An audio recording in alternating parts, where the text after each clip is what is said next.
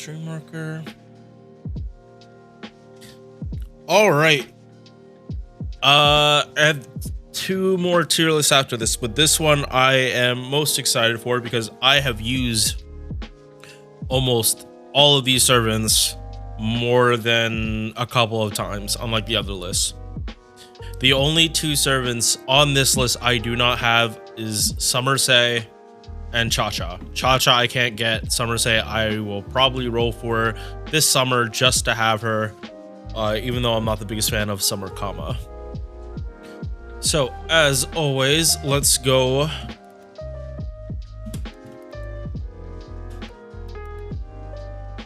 to the tier list requirements. And just to go over it in case you did not watch any of the other videos. All servants are in comparison to each other on the list. There are some 4 stars that are have kits that are extremely comparable to a 5-star. Like especially on this list, there's definitely like a 4-star that can topple a 5-star. Usually you need more copies, but this one is just like so good that like she actually can do it.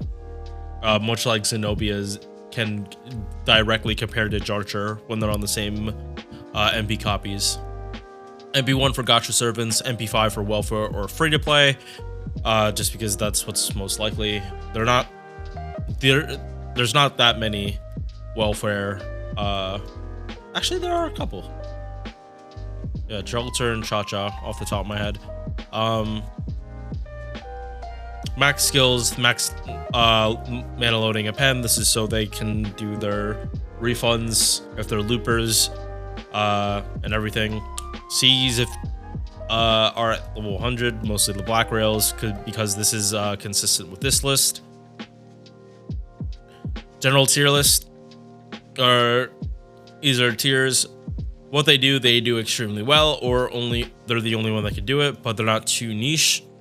Or they do something better than a higher rarity servant in A tier. Very good servant, but has servants that can do it better. B, replaceable servants, fulfills a certain niche that is very populated, aka single target buster, AoE arts, AoE quick, along those lines. C, usable servants, not the best, not the worst, and they usually need a buff. D is uphill battle using the servant, extremely niche. They do one thing extremely well, no other servant can do. I don't think we're gonna see that on this list specifically. If we were talking Berserkers in general, like Bunyan, like the 1-star Bunyan would go in here. If like this was just Berserkers of all rarity. But I don't know about this tier list.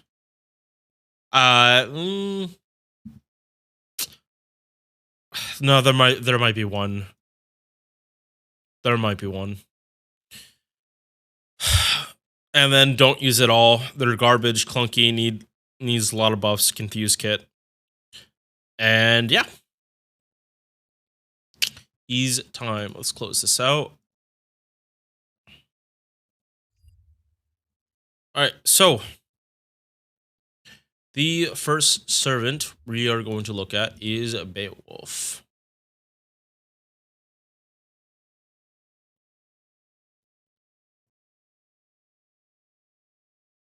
Again, these are going alphabetical order just because of how I saved it.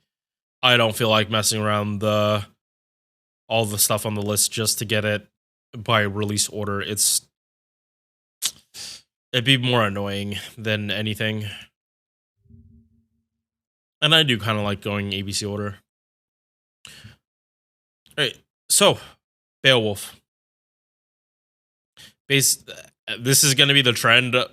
Base attack is high. Like for 4 stars, 10.2k is we're sitting pretty. And then Berserkers also have a 1.1 modifier. So their damage is even better. And the fact that they're Berserkers, they almost always have class advantage. So the higher their base attack, in general, just the better they're going to perform, especially if there's DPS. HP is just barely higher than his attack. And that will continue for all his levels. Star Weight and Star Gen, we're not even gonna talk about it for this list because they're all berserkers. They're all atrocious. They need like Star Weight in the thousands to even get stars. So these are gonna be irrelevant. We're not. It's not like we're talking about assassins or anything or pretenders. MP charge at 0.68. And here's the other thing. Thanks to Mighty Chains, these decks, because almost all of them have triple buster, these decks are much better in terms of refund, but you have to sacrifice refund for damage. And when they're not solo, that's a bit of a problem. When they are solo, they're berserkers. They're going to explode unless you give them stuff, so they're not even going to last that long unless they have good defensive skills. This number, I feel it could have gone higher.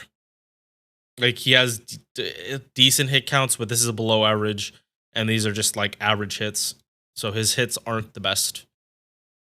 First skill, 30% attack, 20% MP damage. This is basically his mana burst on a 5-turn. Yeah, it's a mana burst. I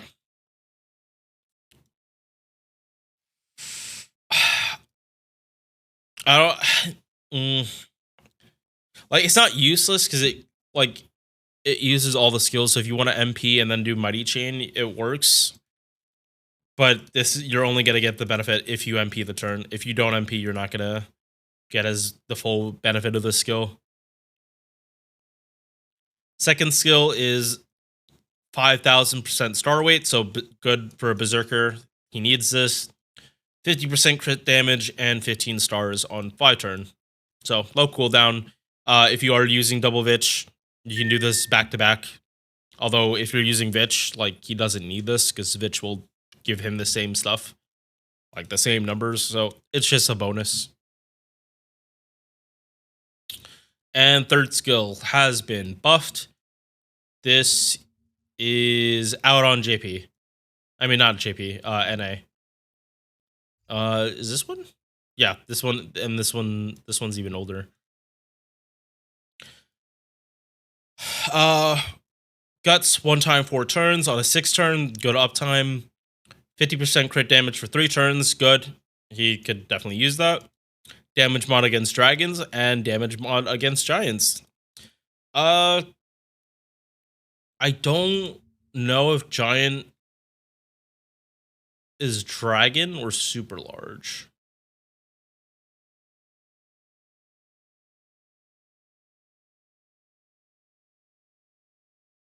Yeah, I don't think they so he does get these against servants. And he's a berserker, so you can bring, like, the giant, when it comes up, it comes up. But for and also dragon is a lot of servants. They'll get more benefit from this mod against servants for dragon. Yeah, significantly more. But that is something to note. Unfortunately, Ibuki is a berserker too, but he gets double mod against her. Yeah. So Saber, Ibuki, he can just decimate her. Also, sorry if I was leaning too much on the chair. Yeah, so Saber, Ibuki, regular Ibuki. Ivan is not a dragon. Yeah, so Saber, Ibuki is his best case. Unfortunate, there's another berserker on this list that you bring to fight sabers more than Beowulf. But still, these are good mods, especially for if you bring them for 90 plus, because he can do it. He can definitely do it. It just depends. I was using him in the lotto. Yeah, the last lotto. I was using Beowulf to clear shit. His only passive is Madness Enhancement E-. Why are you giving a berserker that doesn't have passives 1% buster? Like, come on. I get he's super lucid, but why give him no more passives? Crit attack resisting and sabers. We're not even going to talk about these. The only time you ever level these appends for berserkers is if like they're way higher. Like they're 120 matters more than this pen if you're going for a berserker. So if you have an MP5 berserker, go for 120. Don't worry about the skill. Unless you're Morgan, because I think hers is saber, and like most of her damage mods are against sabers. Yeah. So mana loading, extra attack. That's what you want. Probably going to be the standard for all berserkers. Solos, you go here. If you want him to like be performing here, or this one. MP 12 hit Buster. That normally would be good for some star gen, but no, he's a berserker. He's not going to be jetting stars. It is just a beat stick, and then crit attack chance down for 3 turns. Base is 30. Cool, but he's a berserker, so he doesn't need to be crit to die. This is more for the supports around him that they won't get crit.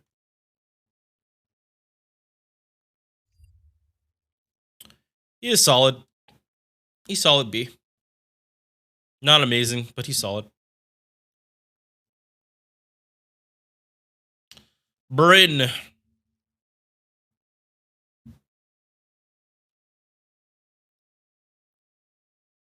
Gives you Friday the 13th type shit. Like, Sigurd is the GOAT for just, like, taking everything that Bryn is and embracing it. That man is a next level, like, most understandable lover for Bryn, who literally can't control this shit. Base attack, good. HP, okay. MP charge at 0.85 with the same hit count as Beowulf. That's what we like to see. Like, just straight up upgrade from Beowulf. First skill, 2 attacks, 3 turns of evasion, 3 attacks of damage cut, 1000. This is good on Berserker. She is a lot less likely to explode, at least at the start. And she's also meant to be used in a team. Mostly multi-core farming, I would say, where you're using more than 1 DPS.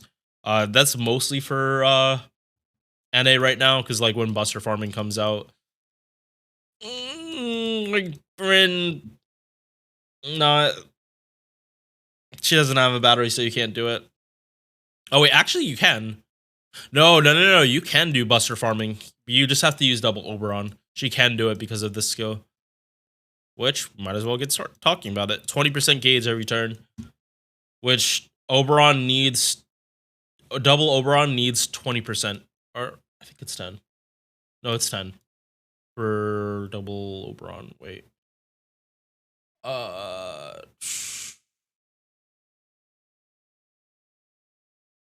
Wait. Yeah, no. It's, yeah, it should be, double... Yeah, definitely double Oberon compatible. And 10 stars every turn. This isn't enough to secure her, but if you're using her with Oberon and Vich, you're going to have more than enough stars. Arts buff, 30%. Buster buff, 30%. Brynhild's beloved allies, except herself, also get an Arts and Buster buff. So, esports compatible, and you don't have to worry about like not leveling her, because all you have to do is put a taunt, and then you can just put this on. And she'll probably die that turn, like, fairly easily. Just something to note. Like, I want to say more multi-core farming, but then you have to be really aware of which servants you're bringing. And I can't remember if the game actually tells you who's Brynhild beloved. AoEs, we see Sumanai, Jason, Charlemagne, which it's not going to work on Charlemagne because he's quick. I mean, not in farming, at least. Zenobia matters. She would definitely like that arts buff. Melisande, I guess, but you're not using Bryn as a support for Melisande.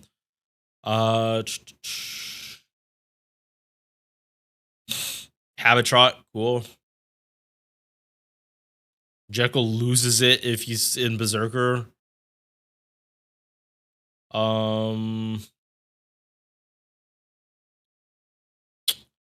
Okay, I probably missed some of the farmers, but that's most of them that it actually matters. Oh, Percival.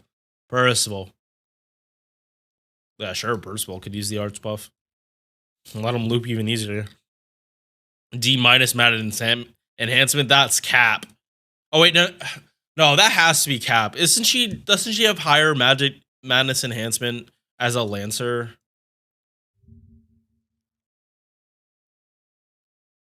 How does she not have madness enhancement?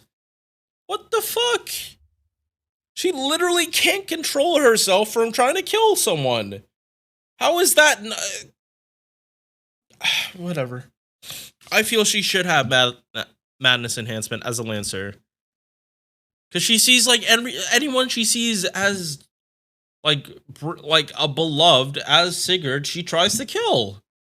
Like her MP is a damage mod against Brynhild's beloved. That's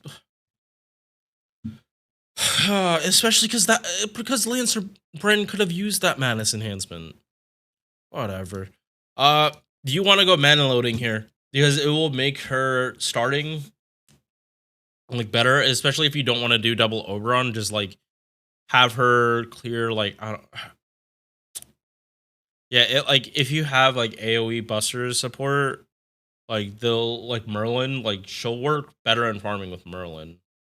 Like you just face card wave 1, especially because you're using Berserkers, you can do that, and then just have like I'm not gonna say double Merlin, but just like other servants, just like AoE to clear the other wave. Because again, she gets 60% just from this. If you're face carding, she'll have her MP. It won't be 3-turn, but it'll be fairly consistent. MP ignores defense for 1 turn. Helpful in harder content. Her kit is meant not just for farming, but harder content. Normal damage scaling. Buster performance up 1 turn, 20%. Goes up to 60.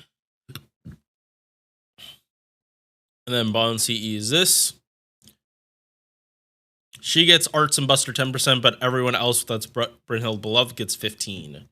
So again, esports, she basically is dropping a mana burst like the turn she's on the field before she dies. That can help you loop.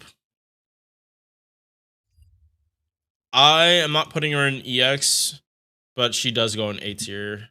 You can argue EX, but I think A tier is safer because A, she doesn't have crit damage. Like she's more a support berserker, and that's like it's nice to have, but like not something you need. So yeah, and also her, yeah, I haven't actually brought up the damage. Berserker. Yeah. Again, Beowulf hits really hard. Just going back to him, he hits really hard when he gets both, like slams them, but not super amazing because he needs both these. But back to Bryn.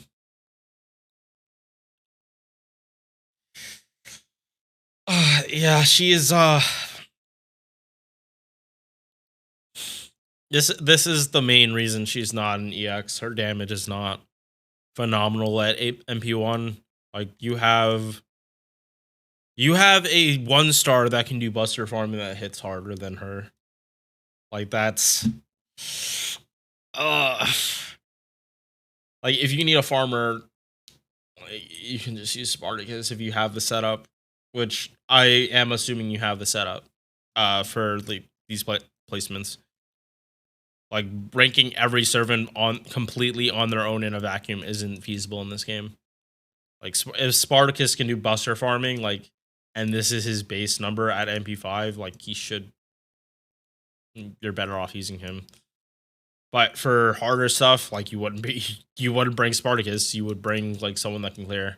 And out of the low stars, I would definitely pick Bryn over them for harder stuff. Not better than the other Berserker AoEs. Yeah. So she's up here for more utility than actual like farming numbers. And I just deleted this. Okay. Next up is Chacha. And again, I do not have Chacha. I've only used her like once or twice.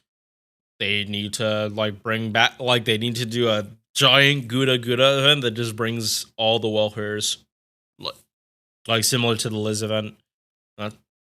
Like that's a whole month for FGO content.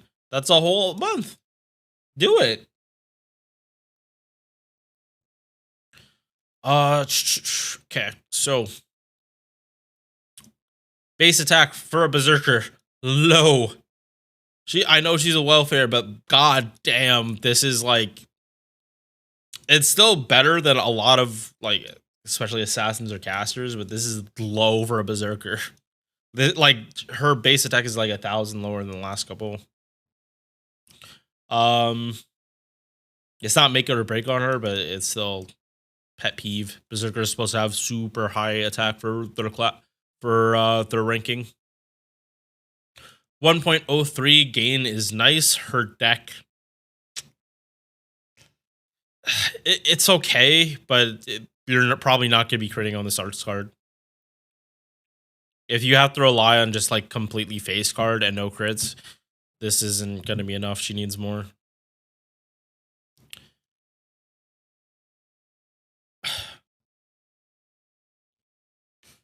This, okay, so we see skills like this more recent, like Percival has this part, but it's tied to this too, and it's like it's 10%. This is nothing. This is nothing. Like, I'm pretty sure Chacha is like what? Chacha is literally just worse Brynhild,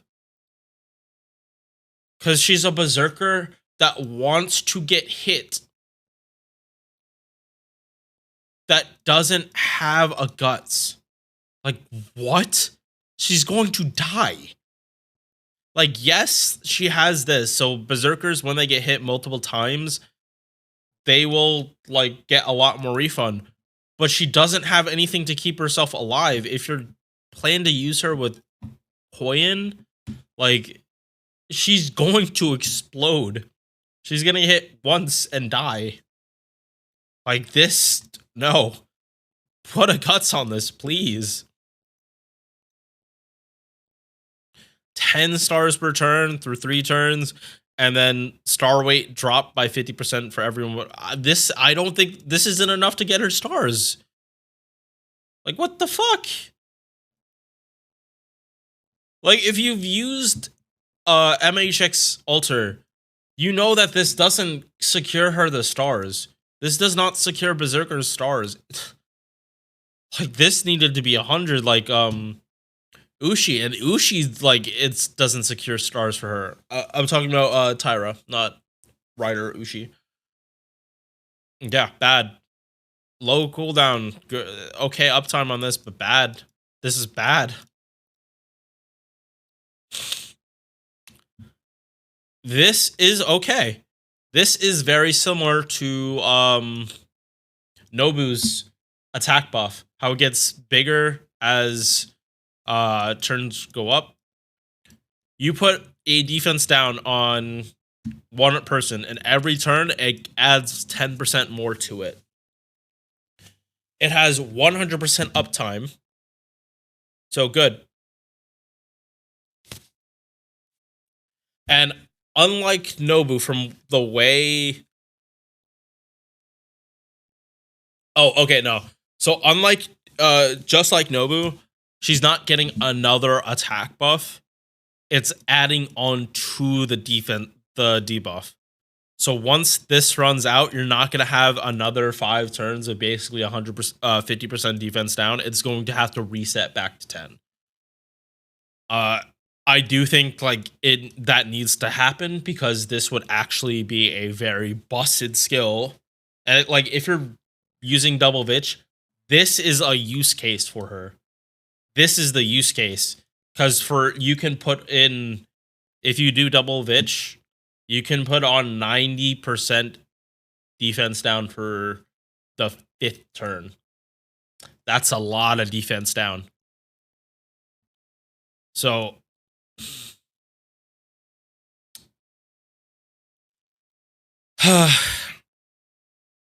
it's at least something. E plus, if berserkers are having low madness, their face cards are not gonna be popping off. You're not even gonna have coins for this unless your Chacha is very high rank with a lot of bonds, a lot of bond points. AOE Buster 8 hit, damage to all enemy, crit attack chance down, burn. MP damage 25% and reduce. Why is she giving herself defense down? Okay, I'm gonna be nice to Chacha and put her here because that third skill actually does have like good potential, but I would not use her for MP. It is for esports only.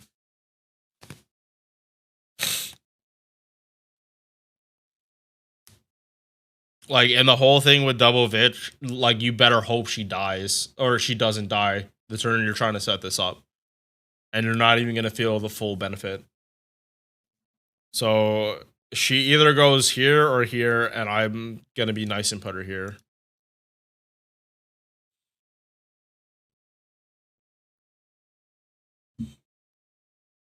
Yeah, MP5 Chacha, barely more damage than Bryn. How? How do you make a welfare that ages that poorly? All right. Next one, Kijyo Alter. 5-star cockroach. Did a video on him, so I'm going to go a little faster on him. Base attack, very high. One of the highest in the game. HP lower than the attack, I don't care.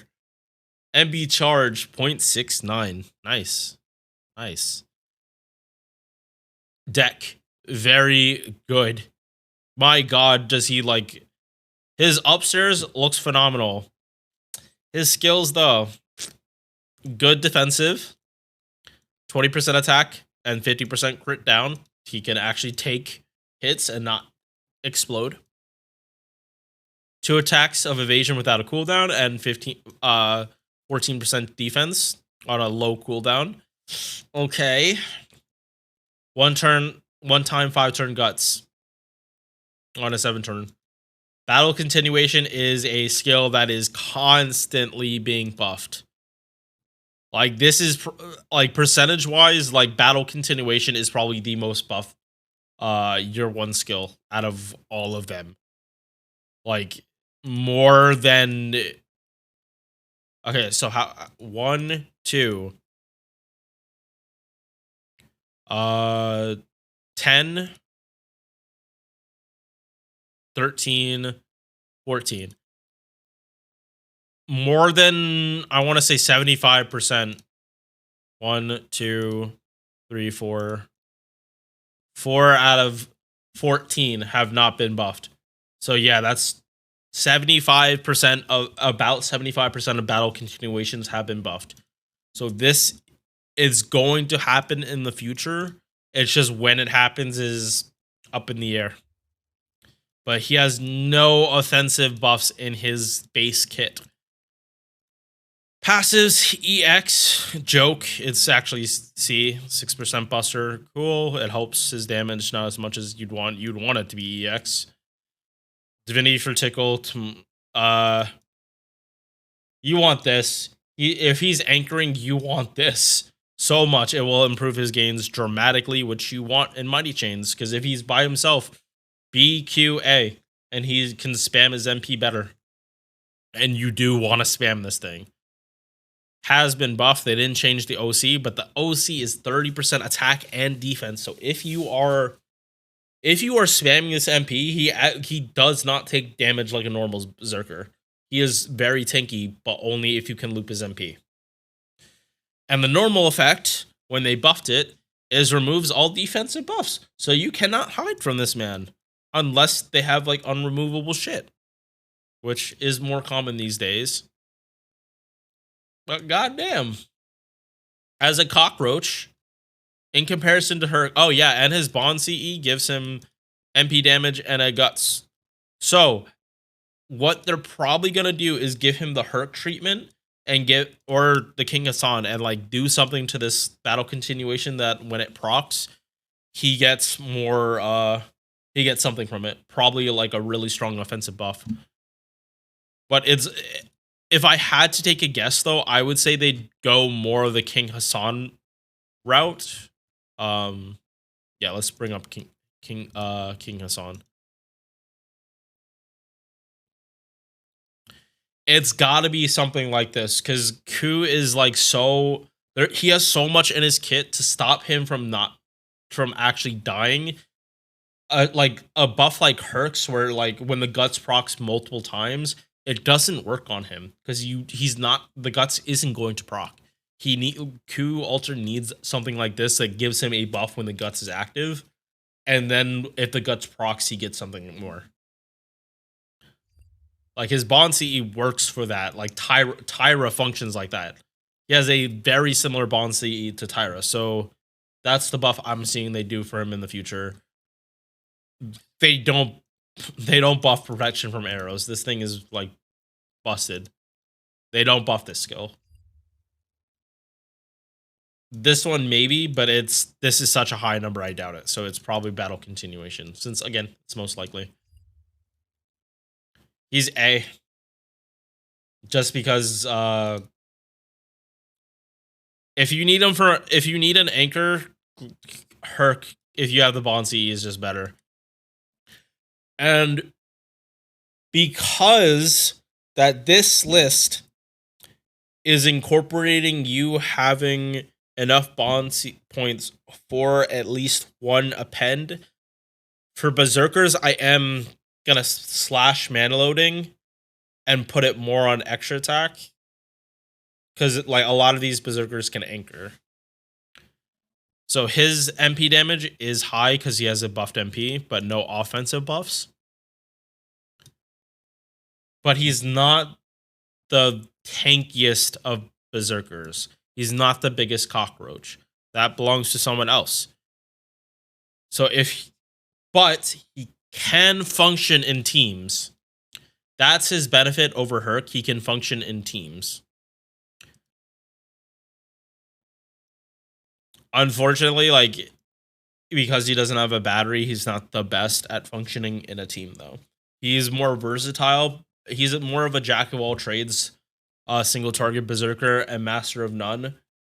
And that's why he's at A. I could see putting him in EX, but I think they're just better servants that can do his job. And again, going back to Bond CEs, like Herx is a monster at anchoring. You would not use Q over Herc if you have Herc's Bond CE.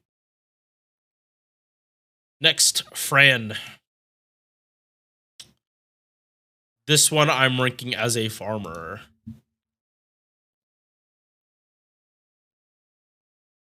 Just bring that up. As you can see, she can do it, and her super scope damage isn't terrible.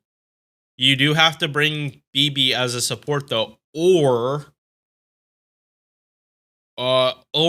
use the command seal. It is highly advised to use BB though, because the way Deep BB's cleanse works, it functions better with Fran because of her MP. And because BB is a, like, I'm not gonna say you're guaranteed to have her because you do need the rare prisms, but a lot of people have OGBB at least. And if for servants on this list, if I'm saying you need Oberon, like, how is it like I can say, oh, you need to have BB? Like, you're more likely to have BB than Oberon. You can get BB at any time, technically. Okay, so back to Fran. She needs more love. Fran's cute. She deserves more happiness. If she's canonically paired with Mordred, I don't see a problem. They're cute together. Base attack is at the average for 4 stars. It's okay. MP charge is high. No, this is average for Berserkers, but she has the Berserker deck, even though she has a quick MP. But if she's farming, you don't really care. That means her Buster crits are going to be really good. If she can get the stars, though. First skill. This is Galvanism. This is a skill that's gotten buffed twice. They buffed this skill twice. Now, its cooldown is nice.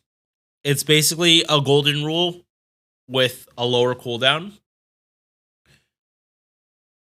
But as you can see, that's not enough. So they buffed it twice on Tesla.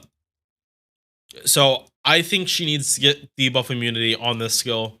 And then her looping becomes way, way more free. If you had the immune to stun command seal, it's not going to make her farming more consistent, but it's more likely you can do the farming better. But yeah, 45%. It's good. It helps with the reason you're even using Fran. Has been buffed, but it's not the best one. 60% chance to stun, and then defense 30% for one turn. Good for final wave. But this is a very lackluster buff because all they did was up the damage, but defense down by 10%. Unfortunate. Goddamn early buffs. This would add more than this if this was done recently. 30% MP damage on a 5-turn cooldown, and this is a like negligible debuff. Like put a burn on and you for 300 for 5 turns. Like this, it sucks on a Berserker, but like this still is barely anything. Again, good for turn 3. If you need to kill something, you have these two stacking with each other. Cool, but that's kind of why she was summoned. Why she was one of the weaker servants in Apocrypha, because she was a Berserker with very low madness enhancement. You do want mana loading, because then you don't need a full K scope. Although I am counting a level 100 K scope, I'm just saying, like, if you do not have an MLB K scope, level this and then you're good to go.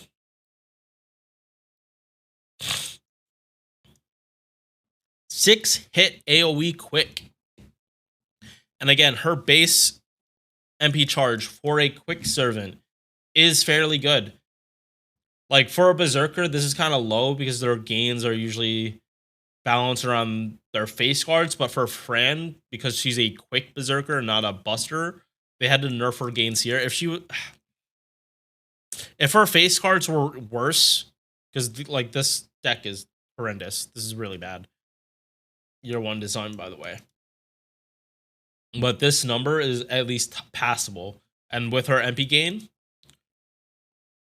she doesn't have the perfect trifecta, but she does get more than, say, other quick Berserkers.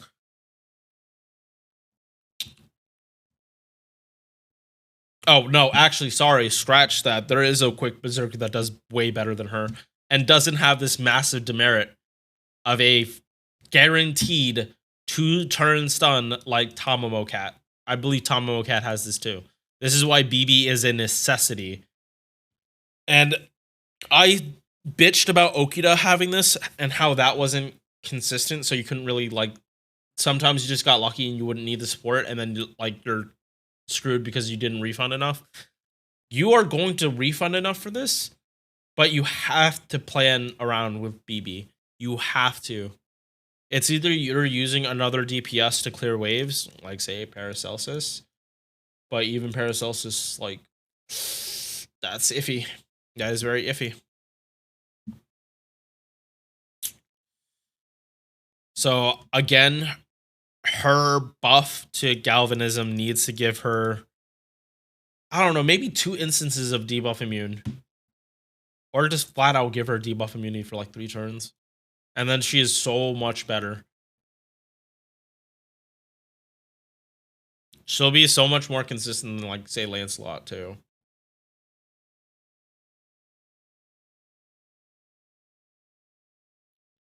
Like, I know that, like, then what's the point of her having this? Like, it's to have, like, you need this level, basically, or something. Fonzie is quick performance. You can use her, but you have to go through extra steps. Like, you can't do triple of any support, so she's in B tier.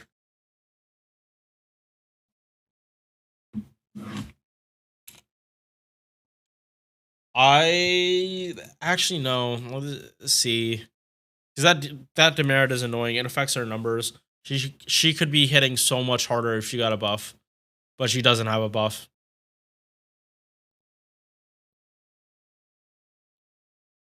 Yeah, and then Lancelot can do Black Rail.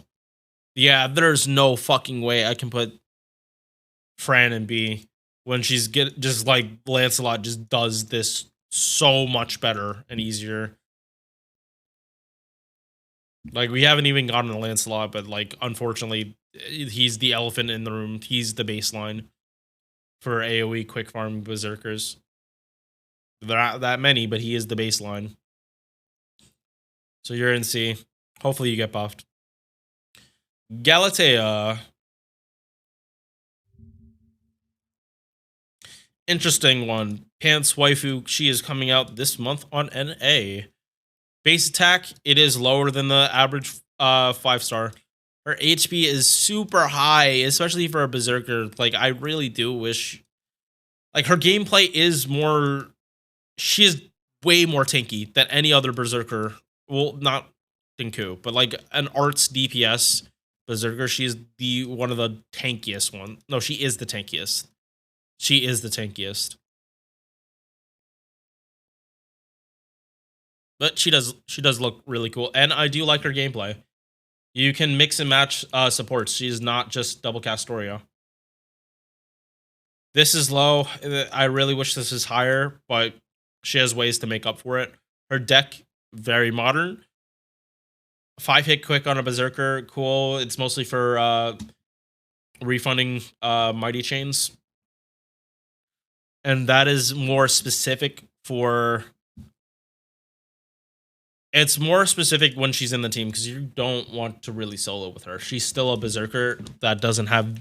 She has good survivability, but not the best.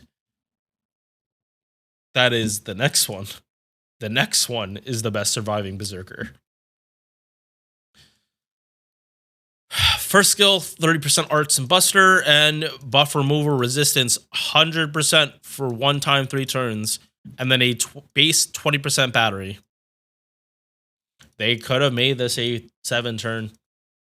They honestly could have made this a 7-turn with all this shit. Like, they had to make the battery static, otherwise this would have been a 7-turn cooldown, which would have been like way too high for her purposes. Second skill, 1 time 3 turn guts, stackable with other guts, very important. Oh yeah, actually going back to Kijyo Alter, they also need to make that stackable. They have to make it stackable. And then increases own defense 2 times 3 turns, 100% defense. This is why she is one of the tankiest berserkers, because there are times she actually does not take damage when she gets hit. Like, 100% defense does mean, I believe, you can face tank MPs and take no damage. For a berserker, that is chef's kiss. As long as they don't have pierce defense on it, which is... It's rare to have pierce defense than pierce invo. At least I believe so. So, thumbs up on this skill for being a good survivability skill on a 6-turn. Like, it's this thing right here that makes it really good. We're getting this buff later at the year, just like Yang Guifei got her buff in the same year she came out, because people saw it was underwhelming. This isn't that underwhelming. A 2k heal every turn for the entire party and a debuff cleanse every turn. Like, this is good. but it lacked the oomph. So they made it so she gets basically Koyan's skill for free. Or not for free, but she gets that on her buster cards. So now her having a triple buster deck as in Art's single DPS isn't the worst thing. Because if you actually do use her with double Vitch and you're just mostly focused on crits and the Art's MP is just something you use when you have it, she gets 30% MP per buster card in a double Vitch setup. And then she can start double stacking. Like, if you're using the Atlas Mystic Code, you literally double stack this and she gets 40% MP per buster card. Like, that's more than most art servants get on their MPs or their arts cards, and she gets that on a buster card. There is a use case to use her with double Vitch and maybe a plug suit Castoria just to help her stay alive. But god damn. Like, that is at least good potential. She's flexible with other supports than just Castoria. Like, the arts crit supports don't even work with her that well. Like, Pope Johanna does not work well with her because she only has one arts. This is honestly a toss-up in the air. I want to say this, but this does have uses since you can do some shenanigans with it. But this is always the safer option. MP, 9-hit single target, reduces gauge by 1, guaranteed, and then she ramps up MP damage. So can be used with Oberon. She gets another guts here. And when the guts is procced, unfortunately this only happens one time, but everyone gets a 20% battery. That is, if this was AoE, she'd be a good, like, she would be a decent, I don't want to say esports, because, like, this is not an esports kit. This is definitely not an esports kit. But no, like, multi-core, she kind of can do better. Yeah, she's better in multi-core. Against a boss, I would say. So, like, one of your supports die, they come in and then are just, like, clearing trash ads, I guess. I don't know. This definitely helps more her supports. It makes her not just super focused on offense, because her kit isn't even super focused on offense. It is a mix of both. And I honestly think she does it pretty well. But because she's not, like, heavy focus on one, and it is a little confusing, like, whether to go, like, full buster or go hybrid or go, like, full arts. She goes here. She has versatility, but she's not dedicated.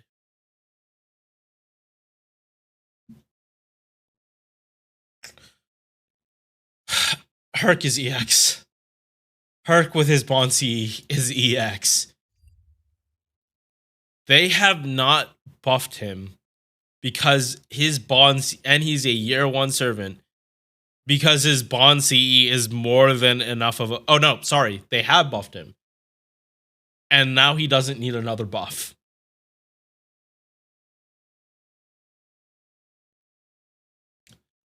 This man, base attack, good for a Berserker.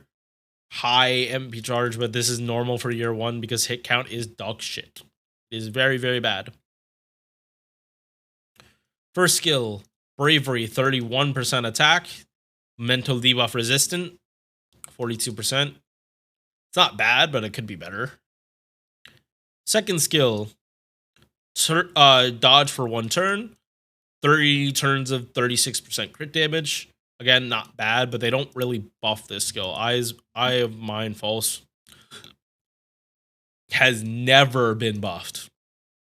No servant that has this skill has ever gotten it buffed.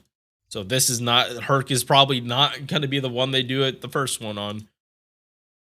If anything, they'd probably buff his MP before they buff his skills.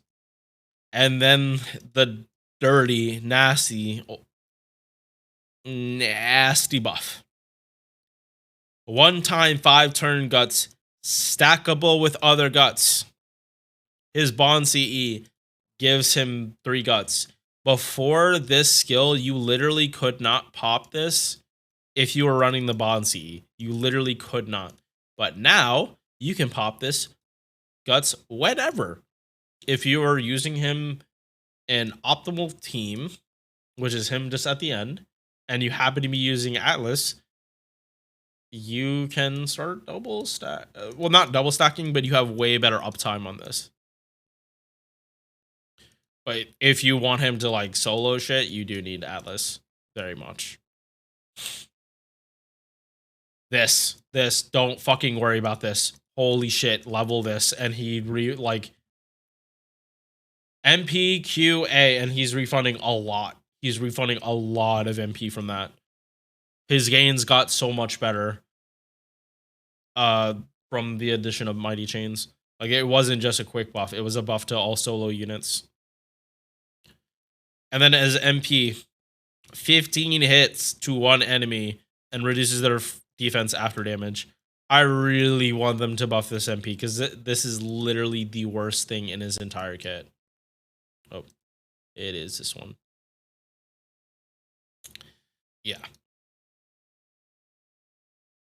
So luckily, okay, no, he is very much outdamaged by a 3-star. A 3-star matches his damage at MP1. Now, granted, Nobbu is only, I believe this is 1 turn. So Herc is just, obviously Herc is just better than Nobbu. But he could definitely use the MP damage, MP buff. Also make this proc first, please. Thank you very much.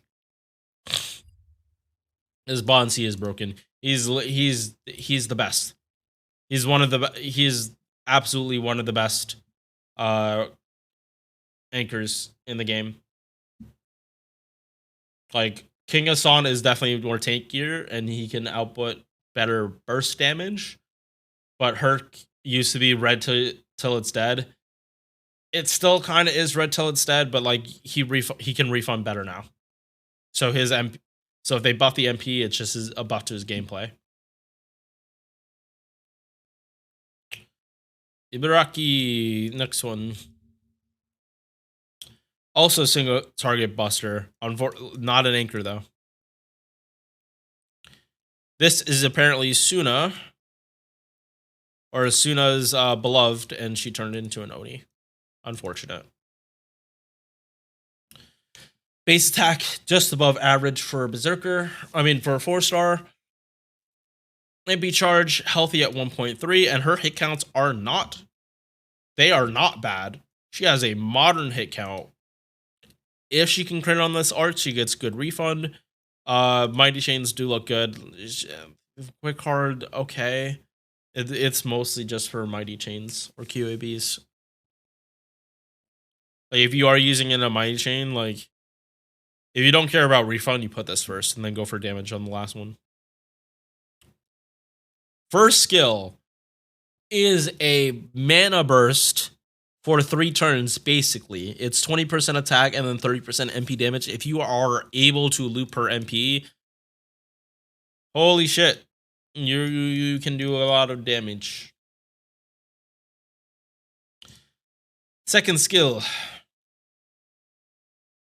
Removes debuffs, heals, crit damage for 1 turn.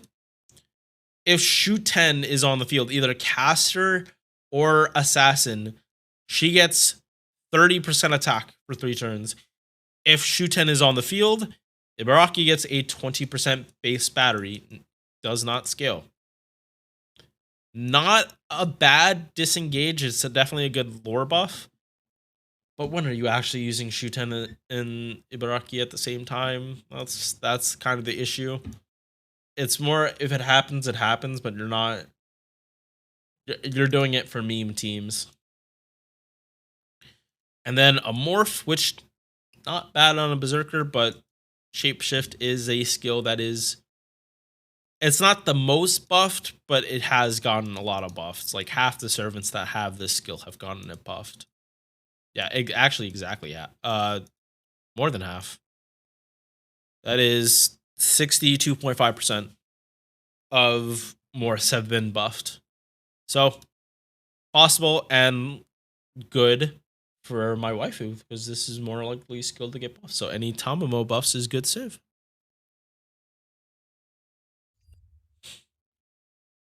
Again, she is a DPS. Level this. Her MP is only one hit, but it removes all their buffs after damage, unfortunately. But she still yeets all the buffs, and I praise Melicin. I mean, not Melicin. Melt for having that on her MP, but hers is way more spammable. And also, you'd be running her with Scotties, so her quick crits would be disgusting without any buff shielding it. So, wish this happened first, but MP hasn't been buffed. They can always do that. 20% buster and defense down on the team when she's on the field. She's just solid. She's just solid. She goes in the same tier. Not really for crit. She doesn't really do crit damage that well. Like Beowulf does it better, but she has utility. She has good utility. Oh fuck! I forgot how this order was gonna be. I thought I'd be doing this one later.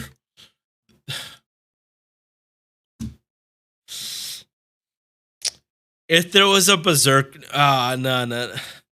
Okay, I can't do like an EX plus because the berserkers on this list are very, very good. That would go in EX. I can't do EX plus because then there would be almost nothing in EX. Like in comparison to like other lists, if there was just a giant list, they would be going in EX plus for how good they are. But so Summer Ibuki. Base attack starting off is again one of the highest in the game. Like this, I think, is in top 10 highest base attacks in the game. Who cares about her HP? She has 0 survivability because everything is going to die when you start looping. MB charge 0.38. Do you think this would be low? Like this is Gilgamesh and Caster Tamamo levels. No. Her looping is so goddamn stupid. She is a berserker that can loop berserker nodes. Let me repeat that. She is a berserker that can loop berserker nodes with double Castoria.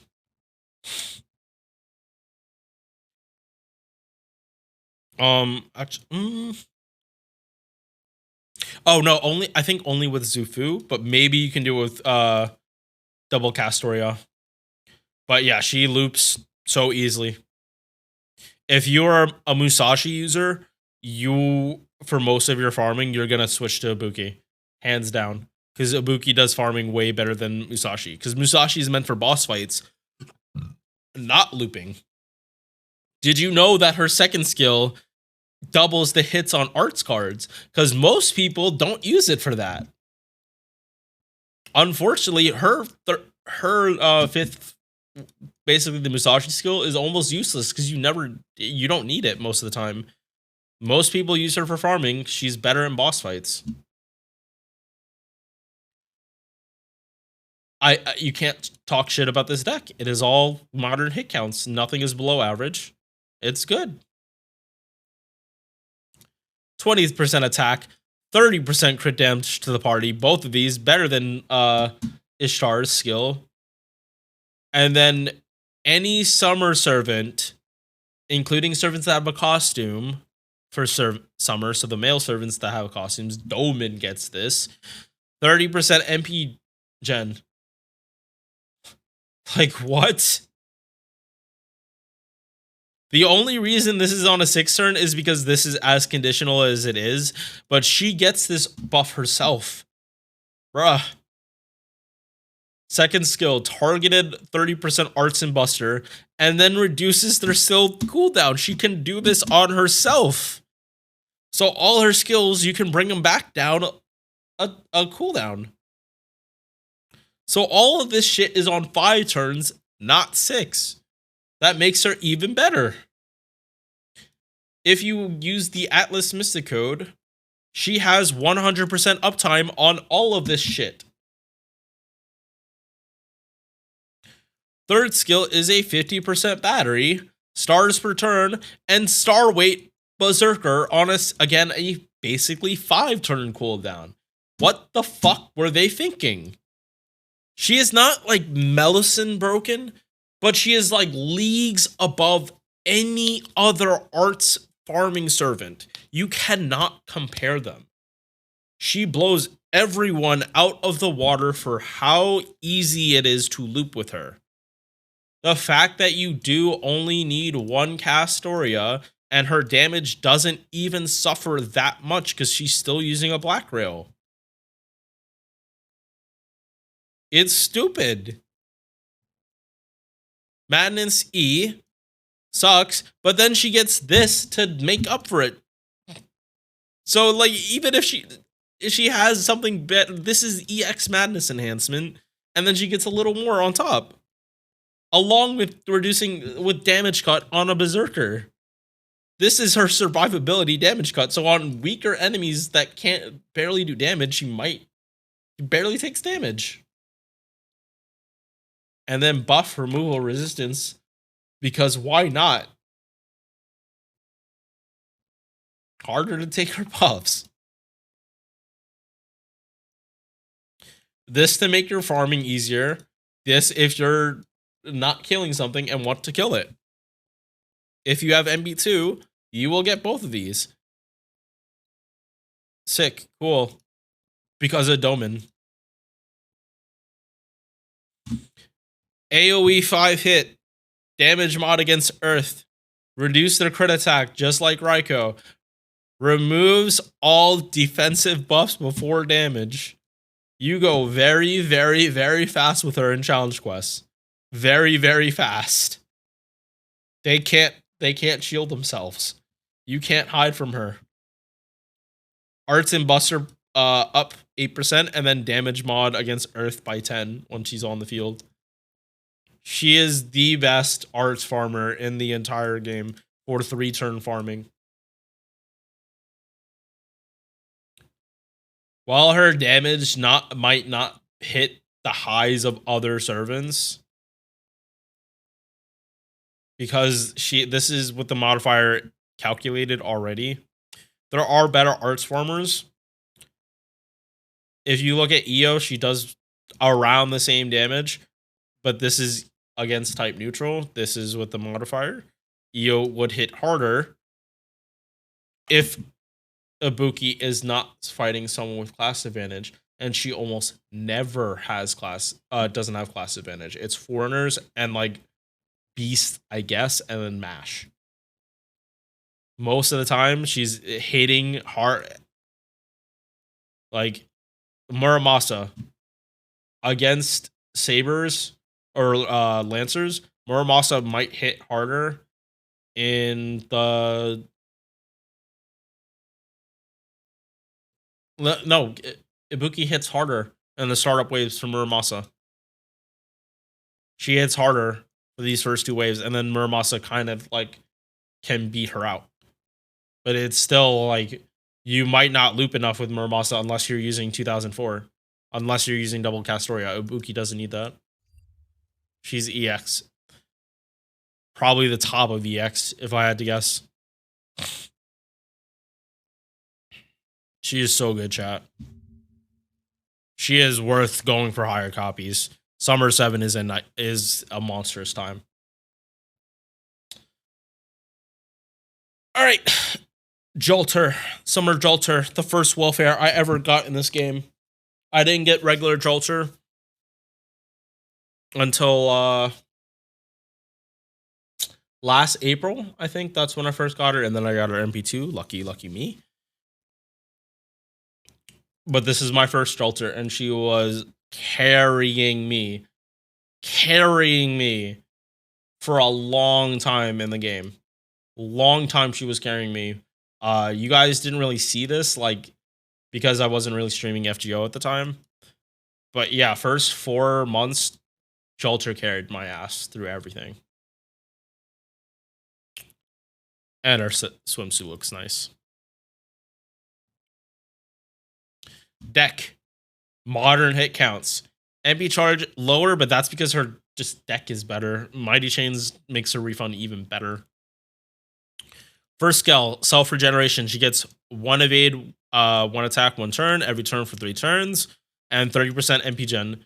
She is better in a team. You are not anchoring with Jalter. She will explode if you try to anchor with her. She wants people around to soak up hits.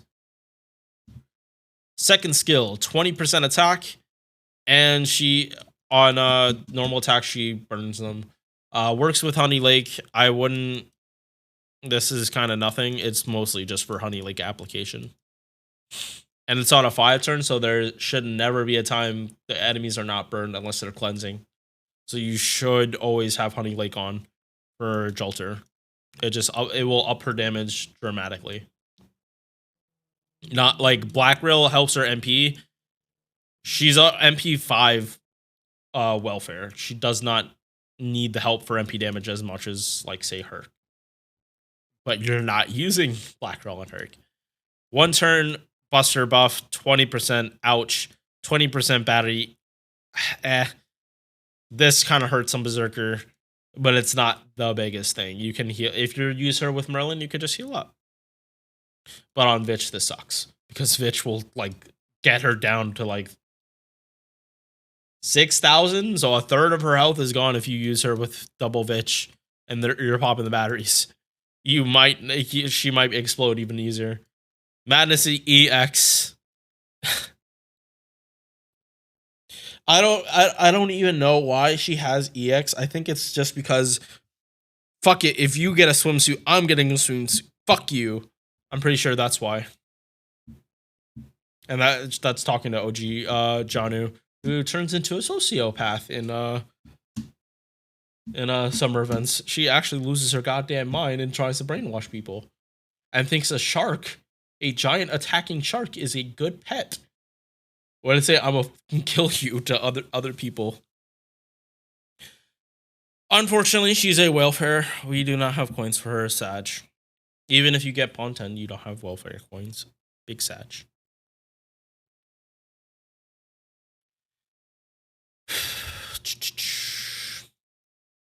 Five hit, single target, this scaling, inflicts big burn. Unfortunately, she doesn't get a burn amp, but she just burns people a lot.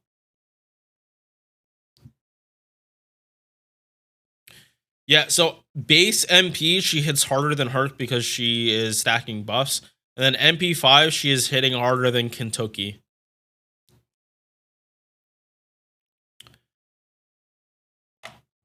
But Kintoki obviously has the edge that he has a battery. So I am putting Jalter at A.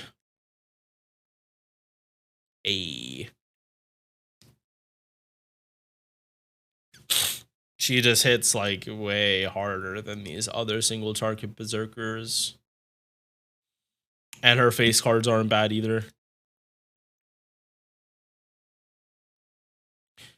Like, if you have higher copies of these servants, you should definitely use them over Jalter. Like, Jalter is a good stopgate until you get a more niche single target Berserker.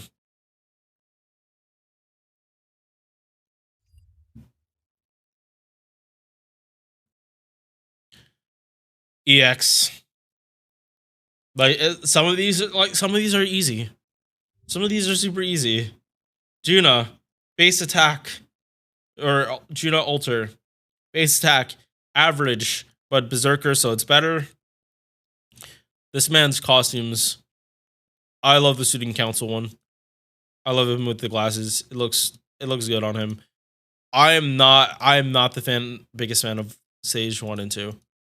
I like it when he looks more like Arjuna. Like he like goes from like full on divinity to like more normal looking. I think Paco just creates art. He just creates art. MP charge 0.98%. It's okay. He does in QABs or Mighty Chains, he does refund a lot. Like you were able before them, you were able to like refund like Shisho style. Now, like just a Mighty Chain is enough to get him like 50% without buffs, if I'm remembering using him right. Like BQA or an actual QBA, he refunds like very, very well. This skill is his bread and butter. 30% attack.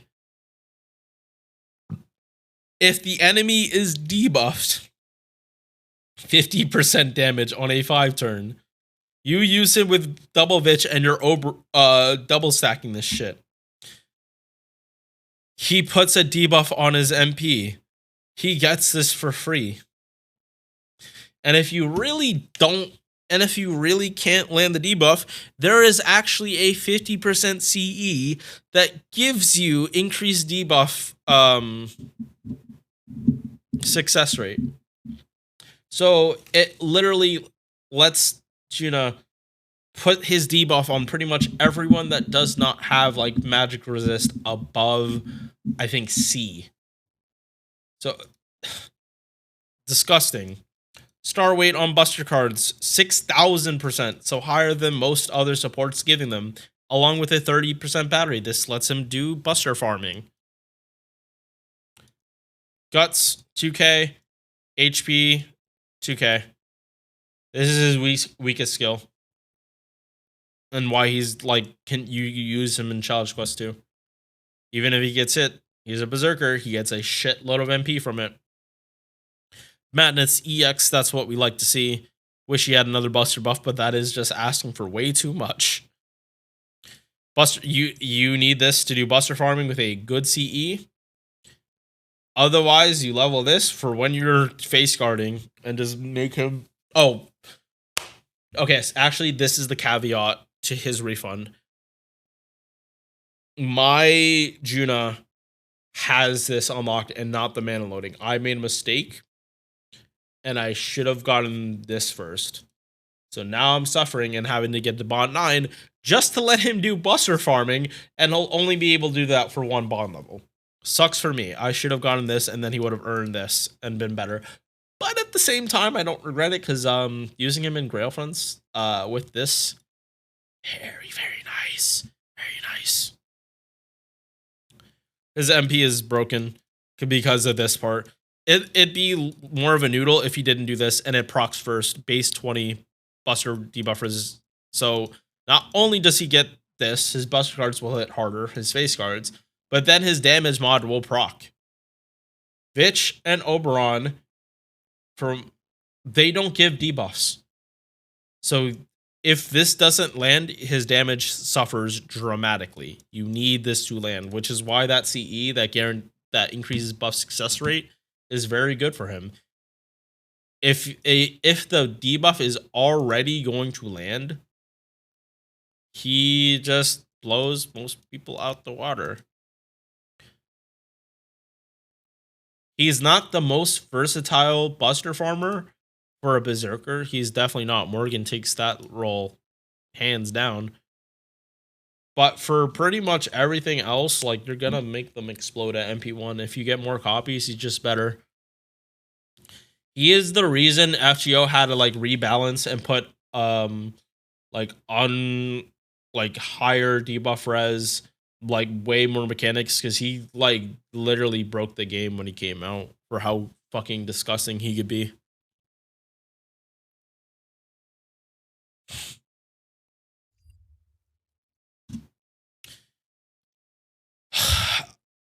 Going from Juna to Dino Waifu or Dino Mommy.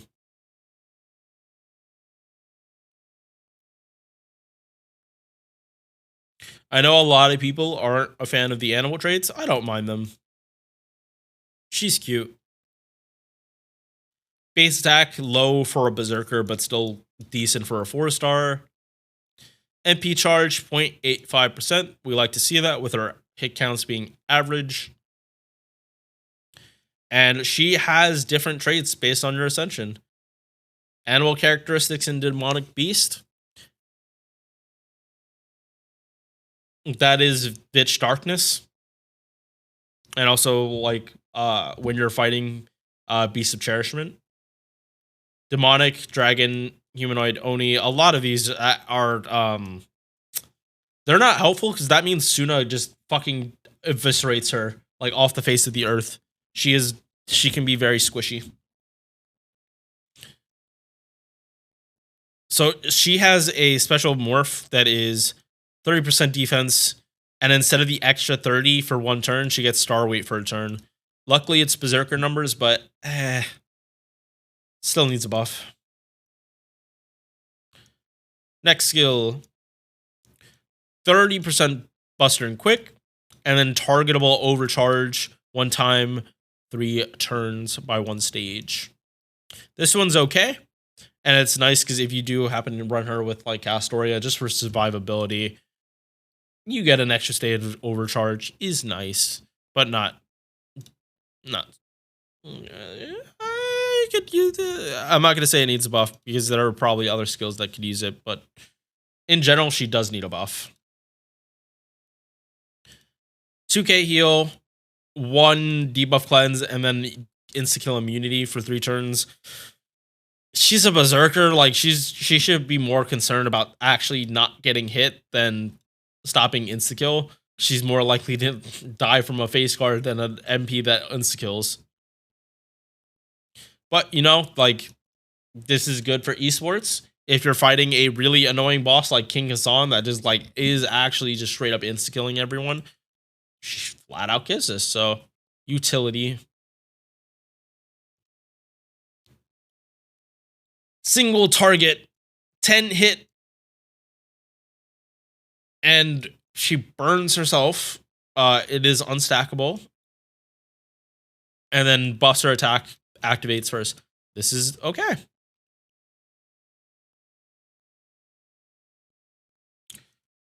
She does not have crit damage, though. She does not drop stars. She is heavily reliant on Vitch Darkness to do it. At least this ramps up. In terms of damage, though... Where are you? You're here. She is neck and neck with Jalter and Ibaraki. Beowulf is up here because he has a buffed MP, but otherwise she'd be doing the same. Yeah, the other... She has more potential for sub DPS or esports, but these are just better. Like, buff removal and just straight up better crit synergy for a single target. Like, I would not pick her over these two. Not unless it's an insta-kill situation. And also, Ibaraki has a better cleanse. Like, one debuff sometimes isn't enough. I don't think she's D, but she needs a buff. She is not competing with the other ones. I wouldn't say she needs an MP buff, but she needs more to her kit. I think she needs like a star bomb because she has the star weight. Like, she needs something.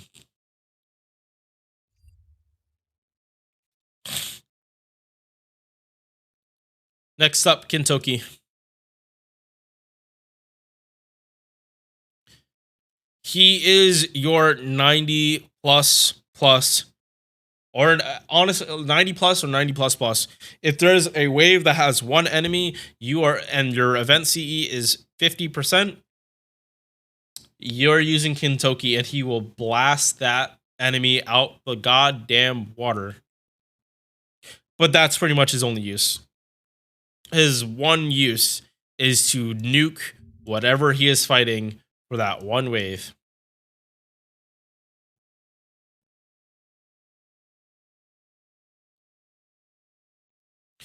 Well, let's just take a minute to admire this goddamn costume. He looks so sick. Oni's in the background. Chip sword. He is like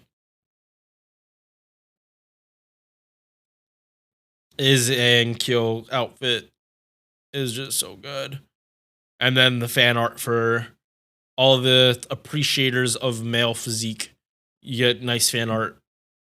Whether you're gay, straight, whatever, if you appreciate the male body, this is right as best work for a male. If you thought like Raikou was a lot, like this man has a fucking six pack and like muscles all over the goddamn place. While not looking like like an actual gorilla, like Herc. MB Charter Cheer deck is shit. Again, you're only bringing him to nuke something because 50% attack, mana burst, 50% battery, and then a light heal with debuff resist. He's not going to stay alive for this. Where's his nipples? Censorship, man. They can't put the nipples. Even though you can't show the nipples. But that's anime. And in general, in anime, they don't usually show nipples.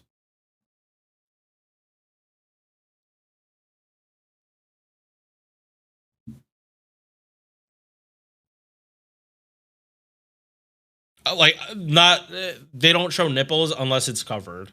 Like Raikou. It depends on the art style, but in general, they don't show nipples unless they're covered. Like Raikou. Not gonna bring up Raikou because we will get to Mama Raikou later. But yeah, his kit is so for a singular purpose. 2% madness enhancement sucks. You don't want this to be higher.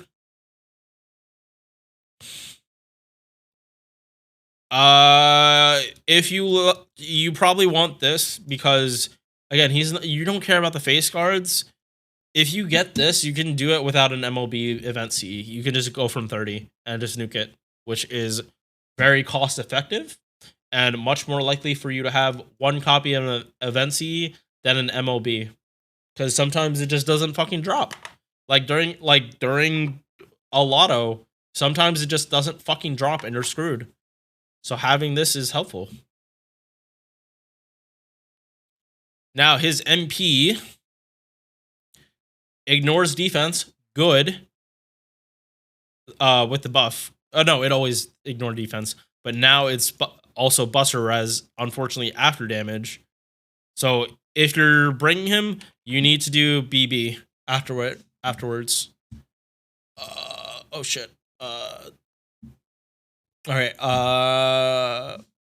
I'm trying not to get distracted, but I also have to make sure today's upload, which is last week's caster video, is actually going to go through.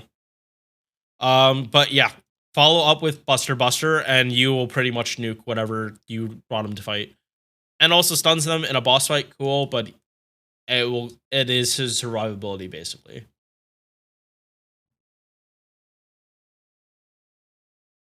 This would be better if he had more survivability, like 30% MB damage. Cool, but this should have been 10. Like some of these bouncies really should just be passives, and it fixes their problem. Because then servants like Beowulf, who has a negative. Oh wait, no, because the bouncies then come with demerits. Yeah, that would kind of suck. But yeah, this last part is kind of useless.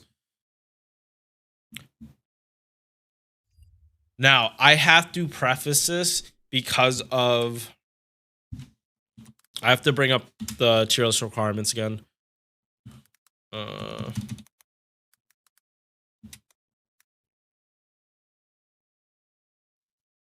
EX is what they do extremely well, or only one that can do it.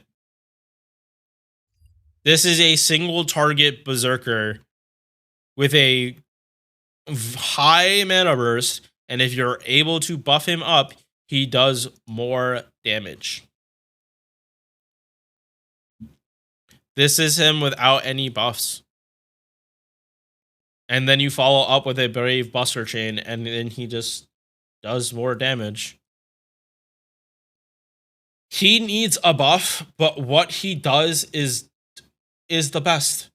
He does it the best for the harder stuff in the game. The more copies you have, the more less reliant on RG you need to be. He goes up here because he's very, very good at his job. Not because he is the best single target berserker, but because he's the one that you use in harder stuff.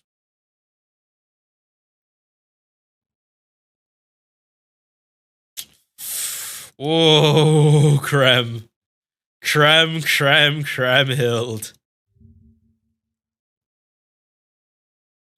This one was such a good surprise that they brought. Single target arts DPS berserker. Base attack, high. Higher than her HP by a good amount. People call her Goth Mordred because she does have like Mordred's face. But that's more the art style of Ototsugu. Or Ototsugu. They all kind of have that sharp angular chin. Like look at all these servants. They all have this super sharp angular chin.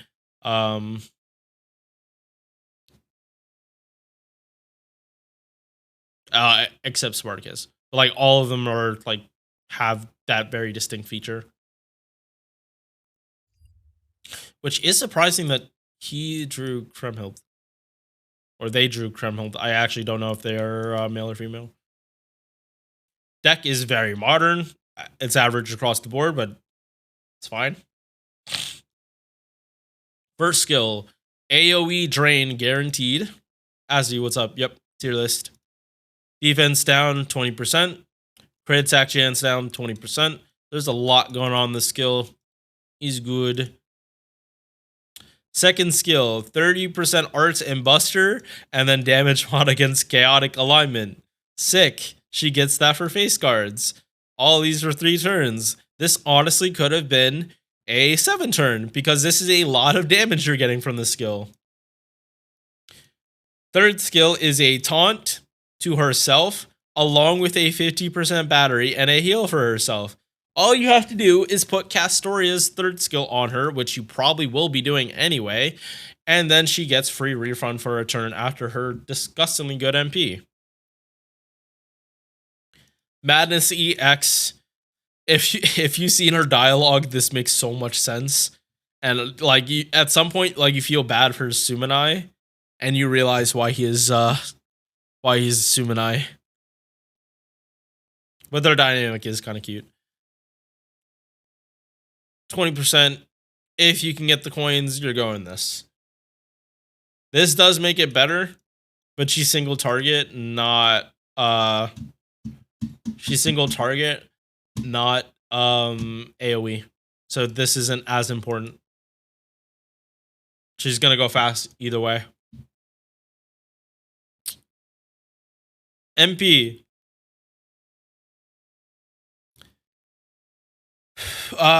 Removes defensive buffs first. Good for a single target.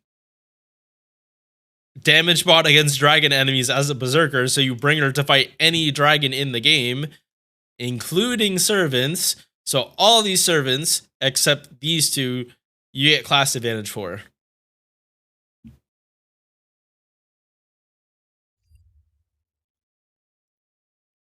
The true dragon killer now for single target.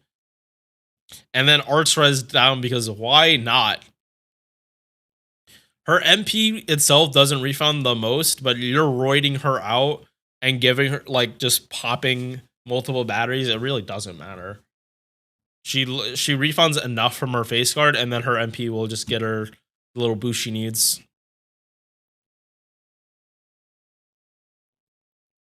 Damage mod against chaotic and dragons while she's on the field. Yeah, actually, let's go to chaotic. So her net is wide. I'm not sure off the top of my head. like how many dragons are chaotic though. There are definitely a good chunk though. Like Ibuki, another dragon killer, but you'd probably using. I mean, Ibuki just has fucking every single trait you can imagine. That's Ibuki's weakness, that she just has too many traits for people to take advantage of. She is super solid with that 50%. But her refund is the problem, and she is heavily reliant on her supports to like carry her through harder stuff. She does really, really good damage. In fact, like we bring this up. 91! 91! Vlad with his 2 MP buffs, and granted, they were both gimped.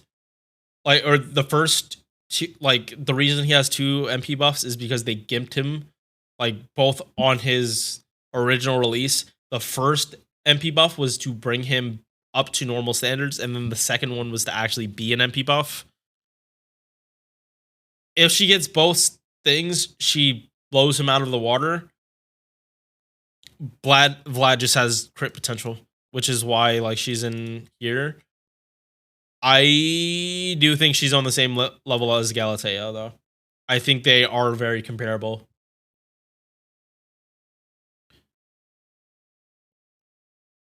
So Krem, very good. If you have, and if you're like me and you went for Charlemagne, like you have higher copies of her. So she is a true dragon slayer. Next up, the OG quick looper. He's still very good at it. Don't get me wrong. Do not get me wrong. He's just kind of restricted. He's kind of restricted.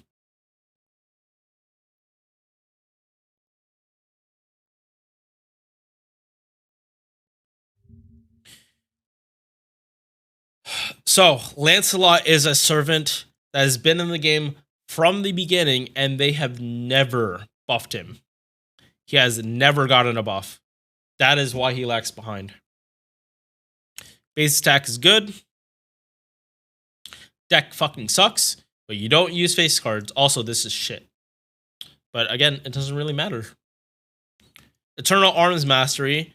He is the originator of this skill, and they just gave it to like everyone else at the same value, even though some of them don't need it, like Saber, Lancelot, and Melisande. They don't need a star weight this high, but they get it, and then they just always get all the stars. This helps for his MP, although it is so many hits, like this just only makes up for him being a berserker.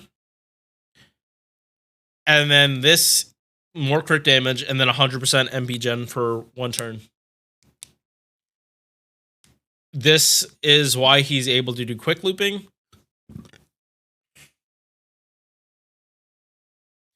You need Super Scope. You pop this turn 1. You refund 100%, and then turn 3, you're popping Scotty batteries. Essentially, when this is not up, his refund is not good. Mag resist 10%. Madden's enhancement 6% Buster. Get this, and you can start without an MLBK scope. 10 hit AoE quick, increases attack for 3 turns, so he does have ramp up. And it's good that activates first because the last MP you'll have 30% attack. Then this MP damage and crit attack chance when attacking, so it works on his MP. Yeah, he needs a buff. I can't put him in EX. Yes, he can do really good looping, but I can't put him in EX. Because, like, if you are...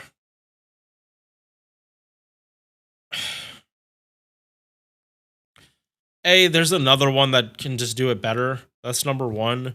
Number two, it's if you don't refund, like he is so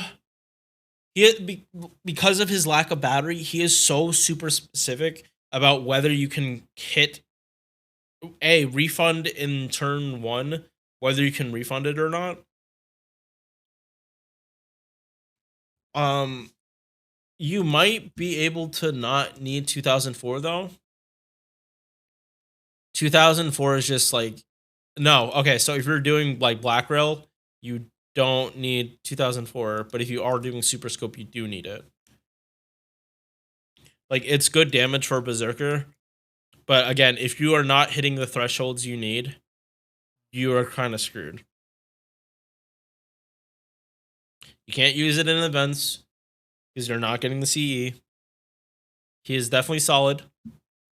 He is, if the higher copies you have, the better he is. But if you don't kill, you're kind of screwed. Which, granted, he should kill.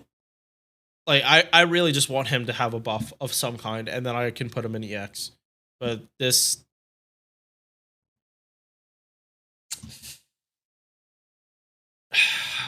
it's... I just need more from him. He needs... it's 7 going on 8 years, and he's never seen a buff. He could definitely use a buff. Hell, give him the fucking Alexander treatment, where his buff is just his base MP gen, and then there's way less problems with him. He gets way better if his base MP gen is just better. But yeah, if you don't have skill 1 up, skill 3 up, his refund is laughable. 14 left. Echan is EX. She is the best single target archer in the entire game. She is the best single target archer in the entire fucking game. And she can also fight other classes than just sabers.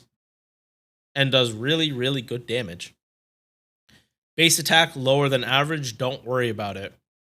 MP charge at ridiculous Okida level numbers, 1.07. Her hits aren't nearly as good as Okida's, but her gains are stupid.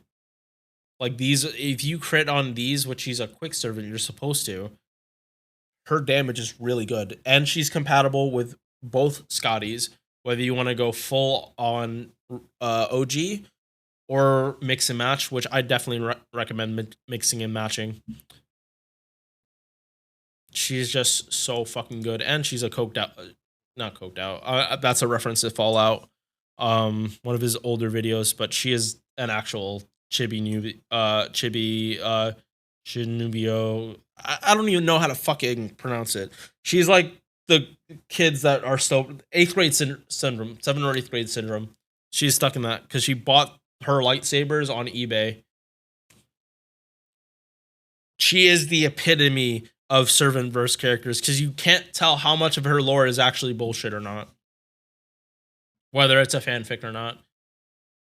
If it wasn't for X, like, pretty much confirming all what she's saying is true, you think she was just, like, spouting bullshit. First skill, healing received up 50%. She heals every turn 1,000. This really should be higher, but it's basically a 1,500 heal. Also, this is really a 3k heal. And then for 1 turn, each card gets a 30% crit buff on a 5-turn cooldown. Not too shabby, but this is still weak. Second skill, very happy that she got this. 30% quick for 3 turns and a 20-star bomb up from basic instant. Third skill, this part sucks, but it's a charisma with an extra step to help her kinda get stars. This isn't gonna guarantee she gets the stars. Like 100% crit attack, crit star absorption by 100%. This does not guarantee that whatever person you target with this is not gonna get stars. But the higher their star weight, the more you'll see. Like, if you put this on a rider, There's like the sabers and casters and everyone else can actually get the stars. So she needs more to help guarantee stars. It's either you flood the field with stars or you just have someone that brute forces stars into her. Good. Alt reactor.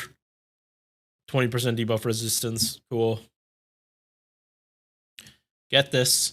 You're doing boss fight. X is doing damage. Get this. And this is cute because it's against it's because of X. This is the buff we're going to get in a month. Damage mod against good alignment for 1 turn, so her face cards are affected. Single target quick servants have the highest damage scaling on MPs. Good. Mine is here. Yours is going to be here. This is very good numbers. And then damage mod, power mod against saber class servants. So basically, she's a berserker that gets the normal. This basically makes it so she has actual full class advantage against saber servants when she attacks.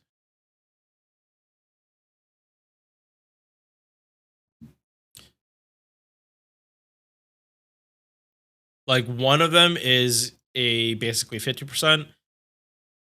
This is because these are 2 buffs that I believe are multiplying into each other. They're not additive. They're 2 different types of power mods. Both of them are 50%, but now this is like I don't know the math well enough to get the exact calc, but this is more than double the damage. She like, and then if you look at all archers that are single target, she does more damage than all of them. She does more damage than servants that have full class advantage and a power mod. Like, yes, Artemis technically hits harder against male sabers, but Orion isn't the strongest of single target archers. Every other single target archer needs way more setup to do what Etchan does. And then her Bonsi is even more damage against sabers, which is hilarious. She's EX. She is EX. She is the best single target archer in the game. My queen. Damn, EX. For Berserkers, this is honestly going to be the most populated. Because there is one more Berserker that's going in here. I think, like Berserkers is just top loaded with so many good servants because they get the most use. It is strictly because they are getting full. They pretty much always have class advantage, so they do more damage. Morgan. She is the most flexible buster farmer in terms of what supports you can bring to get her to do it. You can literally use any 50% as long. All you need is 1 Vitch and then 1 other 50% support, and then she's buster farming easily.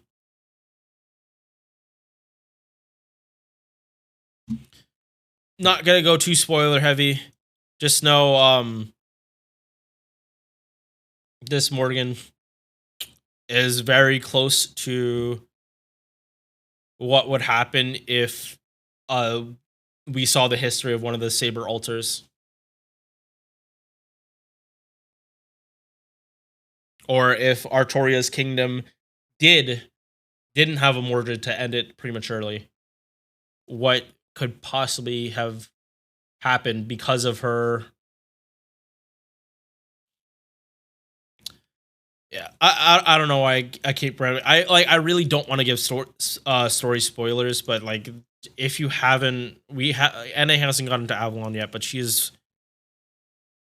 people prefer her than Juna because she does not need appends to be a Buster Farmer and do good damage. Base attack, not the highest for a Berserker, but still well above average. MP charge at 0.53. This is a goddamn lie. If you use her arts card, you refund so goddamn much. Her deck is good. It is fine. It is actually the best kind of deck she could have because she does want to hit her arts card. 20% attack to the party, 30% battery, reduces all enemies' defense for 3 turns. Better in challenge quests, but it still gets double stacked with Vitch. Yeah, I'm on the phase. They're the same skill. It doesn't matter whether you clear it or not. They don't get buffed. 20% battery, 25% MP gen to the party. This is targeted though, just like Astoria. Well, unlike this is not party wide.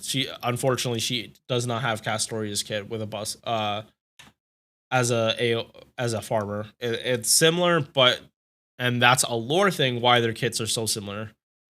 But yeah, you might think they look very similar, but then this is her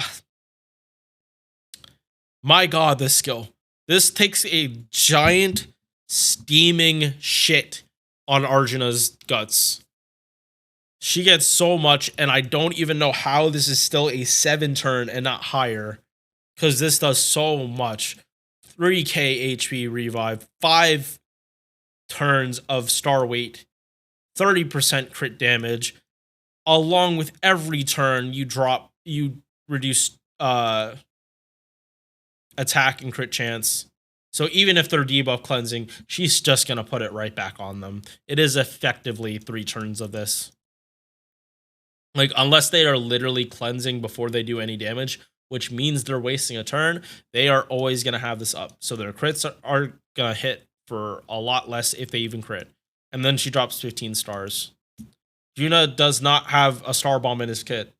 He is so heavily reliant on Vitch and Oberon to do buster crits, while Morgan can just do it herself when she needs it, and she has a better deck to actually drop stars. Madness B, Magic A, Item Construction EX, so her debuffs will land, more likely than not, fights the magic resist. Territory Creation A for 8%, and then crit attack chance resistance by 20%. She basically has an unlocked append for free.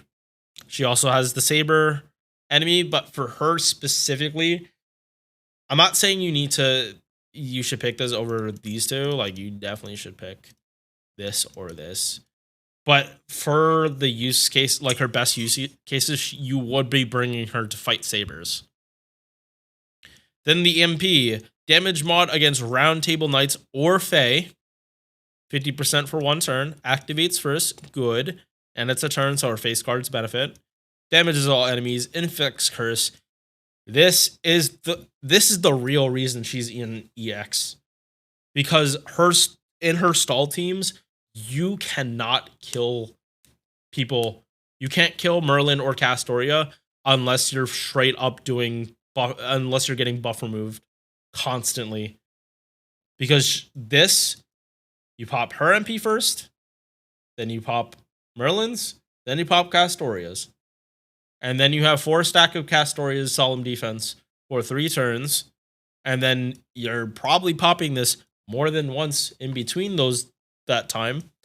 So then Castoria either has 4 or 5 stacks of Solemn Defense consistently for the entire team. And then you have Merlin buffing her Buster crit damage, or her Buster damage in general. And then she has Man Attribute for shits and giggles. Because why not?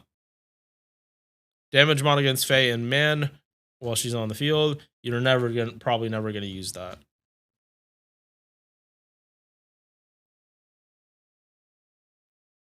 Back to here. Nope. There we go. Yeah, she hits lower than Juna, but she can also do Super Scope without Sorry. She can do Super Scope without Oberon. Good. The only reason she's stuck, yeah, yeah,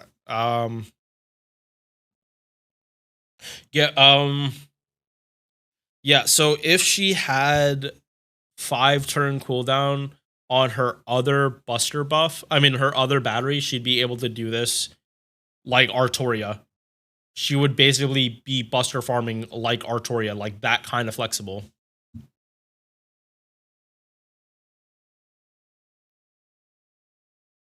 Where you wouldn't even need Atlas. Morgan is so goddamn good.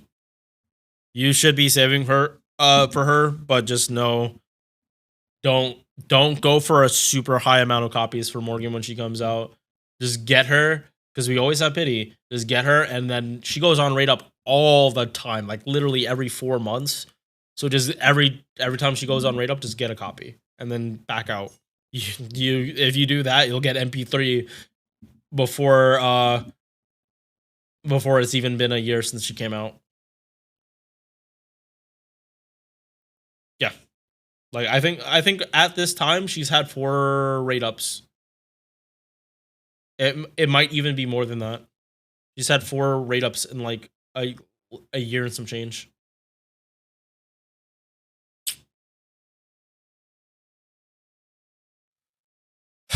This one's gonna hurt. Berserker Musashi. I gotta be more critical with her. And it's not because I'm comparing her to Ibuki, because Ibuki is a straight up farmer. Musashi is supposed to be used in harder content.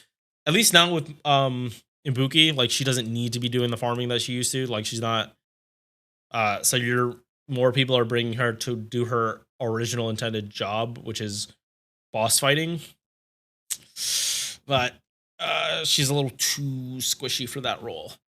Base attack, good, nice and high. MB charge, low here, but it's less of an issue because of her skill. And yeah, deck is good too. All at least average or above average. First skill, 1 attack, no duration, crit damage 50%, 4-turn cooldown. Good. She has very high uptime on this dodge, and she just pops it when she needs it. Yeah.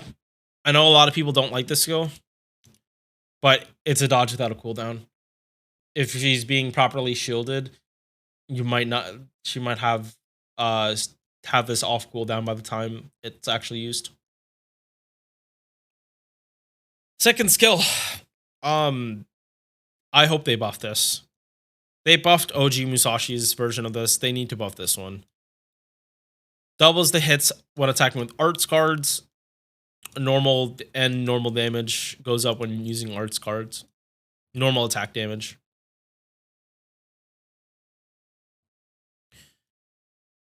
This part though, 50% MP gen. This is why she was even farming in the first place, as like the only AoE arts berserker that could really do it.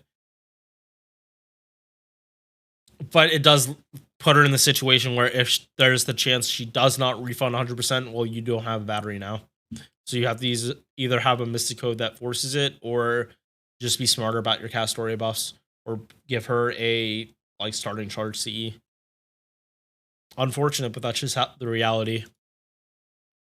This skill gives a lot. Ignores invul for 3 turns. Good. Attack buff 30%. Good. Guts 1 time 3 turns. Good. 5k damage to herself. Oof. But the defense down at 30% is also nice. I feel if they need to give her a buff, they need to, like, she's a berserker with a guts and dodge and trying to stay alive. Buff this so, like, she also gets the low HP shit. Give her an MP buff and let her get the one low HP shit. Because, like, her kit lets her go lower HP. Like, if she can get that, then this isn't a demerit. That's a power mod to her MP. That buffs her damage on her MP. Skill seal MPs on sabers guaranteed, and then like also like chain. Yeah, like make this a permanent effect, and then like her new overcharge would be the lower her HP, the better the scaling, and it would go up the higher the overcharge.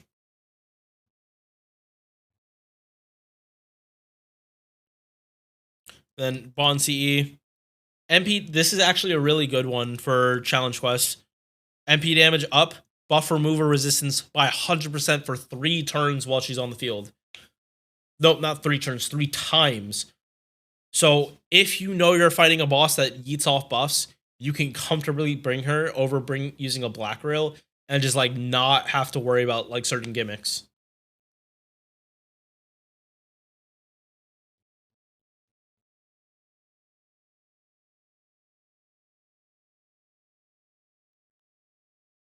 The only problem is the hold up.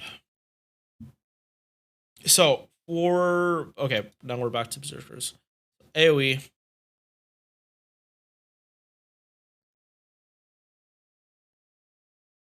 Her base damage is slightly higher than Ibuki, but Ibuki has a damage mod. Ibuki also has Ibuki also doesn't have debuffs, which is why this number is equal. She's getting the attack buff and the debuff. So like in farming, you would have to wait till wave 3 to pop her 3rd skill. That's might be an issue, especially at MP1. If anything, that's the issue with Summer Musashi. At MP1, she might not kill. Like, yes, if you're using Black Rail, better. This is very, very good Black Rail damage. But it depends on if you are fully killing on the first hit. Her refund is heavily dependent. There's no safety net with her. If she does not refund on if she doesn't refund, you're kind of screwed in farming. Challenge quest is not an issue because you just hit with one of her arts cards and she's possibly going to 200. If you do it on the turn, if you get the arts card on the turn, she actually pops that skill. Her arts card is going to 200 probably. Hey, it hurts. It hurts putting her here. But her versatility is killed at MP1, and there is no safety net. If you do not have all the bells and whistles, she is going to fall short, and it's going to hurt a lot.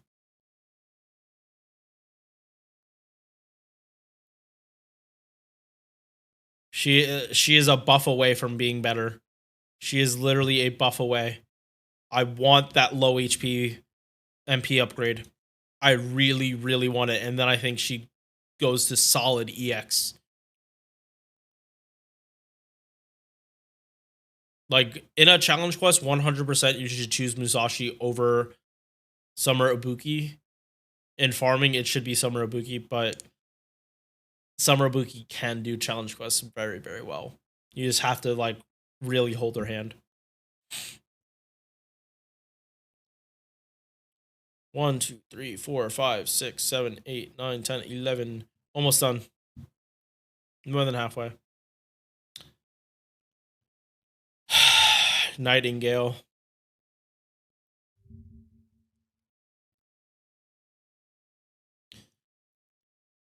Low for a 5-star Berserker. High, but she's a Berserker, so she's probably still gonna die. Higher HP isn't going to save her. High MP gain, but they had to nerf her quick card for some goddamn reason. I don't know why. Like, I get in year 1, this is kind of scary. You saw, like, they saw Jack, but this isn't that good. Mighty Chain makes it better, but this isn't that good of a card. She's a Berserker. Just because she has 6 hits on it doesn't mean it's, like, really good.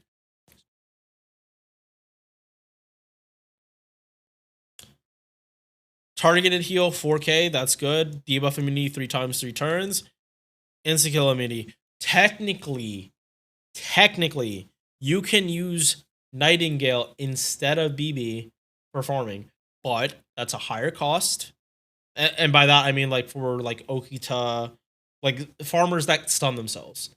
This is technically better, but pretty much only in the sense that they're not gonna get stunned if they don't kill. BB is good. The reason BB is good because she cleanses, so you plug suit her in, and then she also gives debuff immunity. Nightingale doesn't help with farming like that. She doesn't. Damage mod against humanoid enemies. Defense against humanoid enemies. Why the fuck is this not targeted? She'd be such a better support if this was targeted.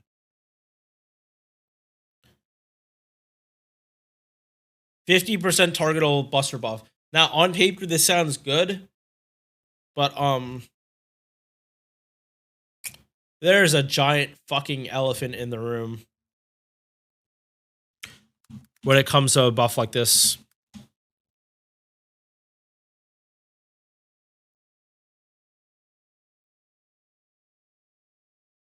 Cheng Gong does it, and if he does it on a Berserker, it's better. He roids out Buster Berserkers, or just Berserkers in general when he puts that on. As a 2-star, on the same cooldown. His is 1 turn, though. That is the caveat. Hers is 3 turns, his is 1 turn. But this is a lower cost. This is like an esports thing. Are you really bringing Nightingale for esports when you have Cheng Gong that can do it for wave 3? Or for the turn you need it? Probably not. And then Merlin does this too. And he also gives 100% crit damage for that turn and HP. These two need a buff. She needs to get buffed back to back, like really quickly.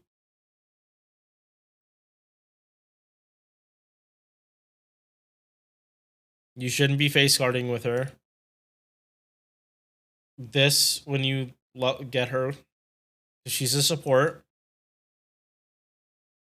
Now her MP completely fucking neuters enemies only if they're about to MP next turn. These two multiply into each other and just tank their damage to the point that she probably can take them. If they're a humanoid servant that's about to MP, she can probably face tank it with her defense and just like neutering the offense here. But in the current meta, the whole thing is don't take damage from MPs, not reduce damage from MPs. Because she can still die from an MP like that. Just because she neuters it doesn't stop her from taking a lot of damage. This is a 3k heal. I think this should have been 3k per turn. And it is a debuff cleanse, but this... She's a support Berserker. She's a support Berserker. Like, sure, esports, but like, just use Merlin. Why would you choose her for esports over Merlin?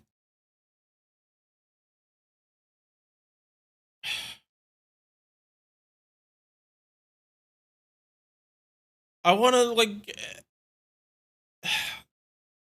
I don't want to like be super mean about it because she's not that bad, but like D. Because it's like, why? When are you ever gonna need this? She needs like 2 buffs. She needs 2 buffs. Buffing, like, you have to buff one of the skills so insanely, preferably the second one, because at least the third one is targeted. But you have to buff her second skill so much to make her even an option in the current meta. Because you're already using probably a 5-star DPS, Vich and Oberon. And that's already like probably well over 64 cost, so more than half your party cost is going to your like damage like department. Adding Nightingale like probably would make it so you don't have much options for your last unit, along with killing all the costs you have for Cs. Only time you can use Nightingale is for like esports. Only time, and just like a buster buff and just hope she dies. And that's unfortunate that you have to level her to 70 instead of just having her at level 1. If the buster buff was skill 1, I would put her here because that is a good esports thing, but she's already at 770. She won't die in one hit sometimes. There's a chance that she just survives and now you're stuck with her.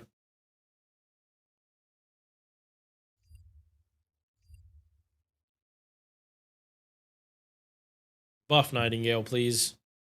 Buff the head nurse. On to a lighter note. Nobbu. Where are you?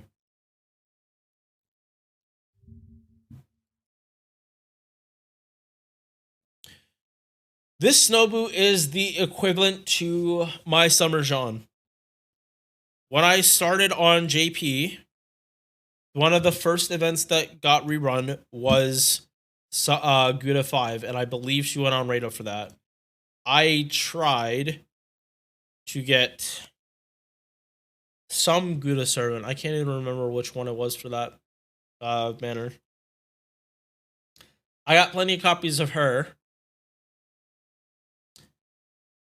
Actually, it might have been Mao Nobbu. It might have been Mao Nobbu I summoned for her. I can't remember the exact banner, but she is basically my single target berserker on JP that carried me for a good amount of time. Base attack higher than average, MP charge really high considering her hit counts. Like you can do some Shisho refund.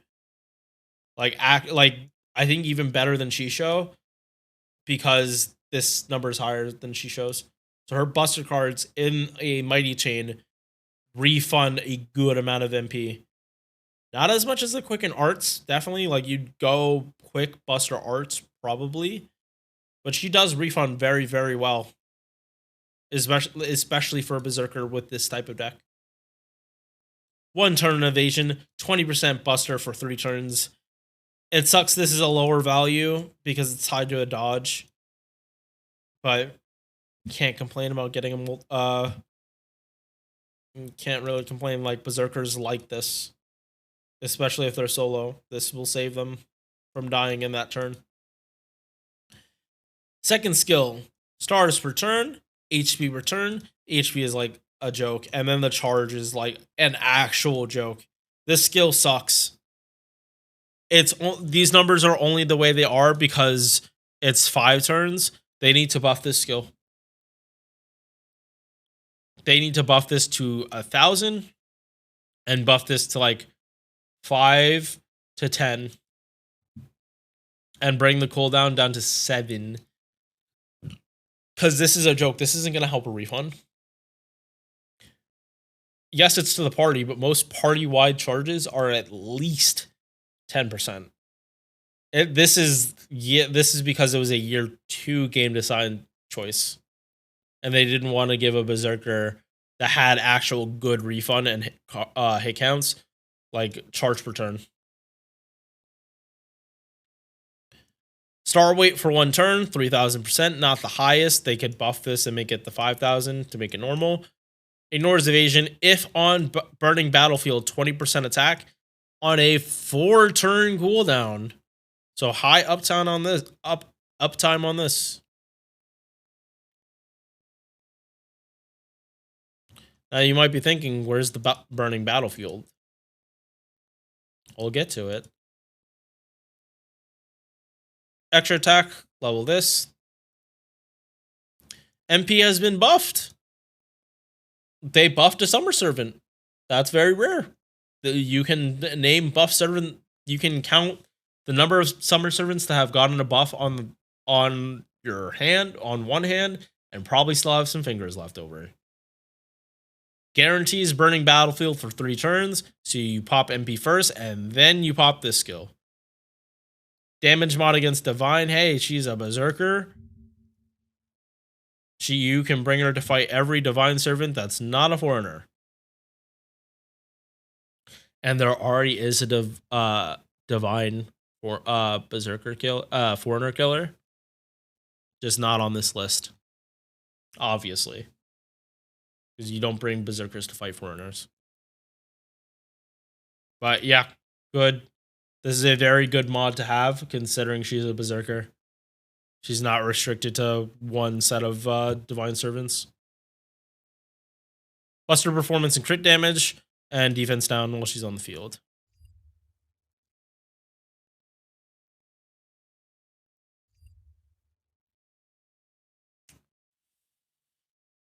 She is still interchangeable, though. Don't get me wrong, especially because Nobukatsu exists. But if you don't have Nobukatsu, because I want to say like Nobukatsu is harder to have than like Oberon, because you need certain events to get Nobukatsu. It is only during Gouda, and sometimes they might not put him in there. It has to be specifically, I think, be a Nobbu Gouda, and we haven't had a Nobbu Gouda in a new one in a few years. The last Nobukatsu came out in Gouda 5, so technically that was a Nobbu Gouda, but we haven't gotten another one. 6 and 7 were not focused on Nobbu.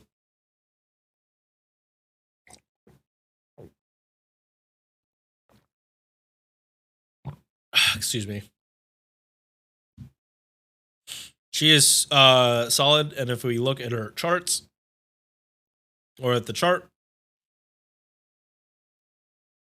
she's here. She is consistent here because she has a buffed MP. She hits harder than Hijikata without going into his niche, but not by that much. She's not that much better than, like, she's barely better than Beowulf, and Beowulf has like the divine part kind of elevates her, so she is in league with Beowulf. And again, Ibaraki is up here because of her MP, and her kit's like solid. At least she's up here for more utility than like actually competing with these two. She technically, if her MP didn't have the buff removal, she'd be down here with Kijyo. She's here just because of like she has gun buffs.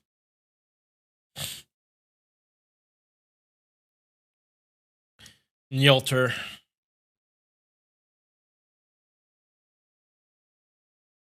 Her love for children has gotten even higher.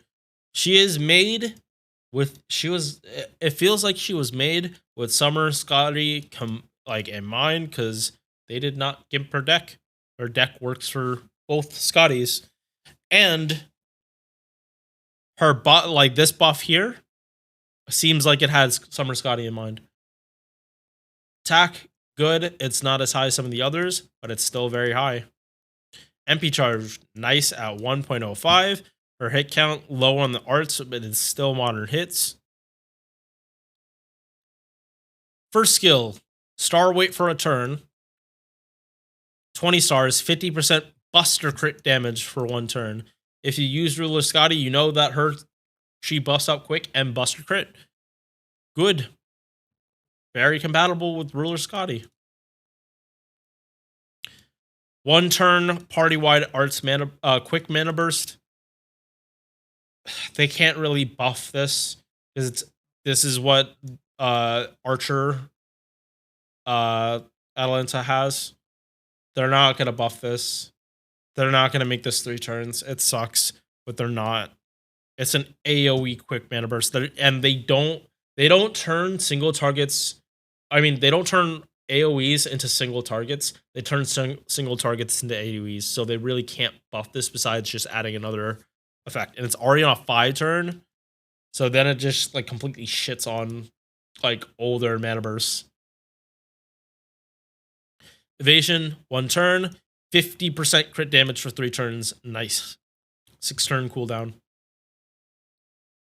Buster buff and Stargen. Berserker, not really gonna matter. Independent action, 10% crit damage. She has crit synergy. You should get this because it makes her extra attack better, and just you're gonna be face guarding with her. You should be getting a couple extra attacks in. Buffs out the damage, helps out the refund. MP 5 hit quick, single target. MP seals them. That overcharge is a joke.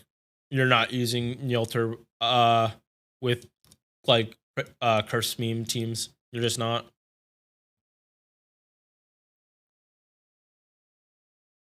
Quick performance and crit damage while she's on the field. Buster or defense down. She's here. Her kit is still a little wonky. Like, I would...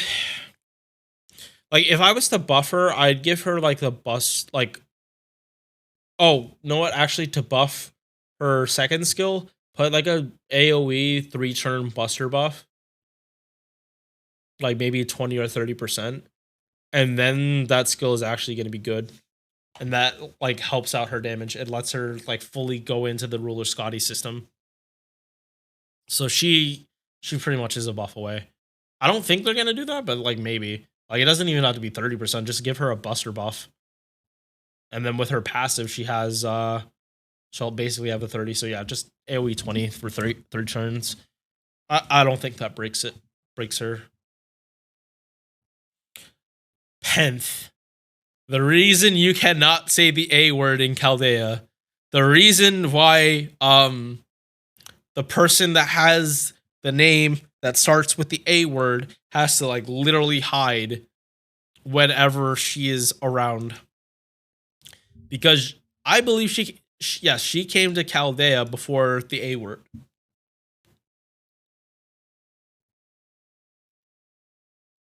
She is the CEO of Amazonas delivery service in the servant voice. And I'm pretty sure the E stands for execution. Yes, the A word. We cannot mention the A word. Don't mention it. Otherwise, if you say that word near her as your master, she might just straight up kill you. Because she just goes immediately into Berserker Rage. Attack, good. MP charge, 1.07. Good. Her hit counts could be better, but can't complain that much. Charisma, this needs to get buffed. Also, how's it going, Sushi?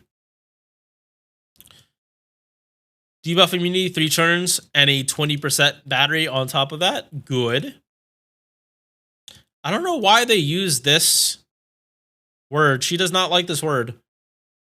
This word pisses her off just as much as the A word. You cannot say the B word either. That will also get you killed. Like, out of all the most lucid berserkers, she is the one that you actually have to worry about what you say the most. AoE Buster, 20%. Damage mod against Greek male enemies for 3 turns. I'm not going to bring this up because of the A word. You know who the Greek males are.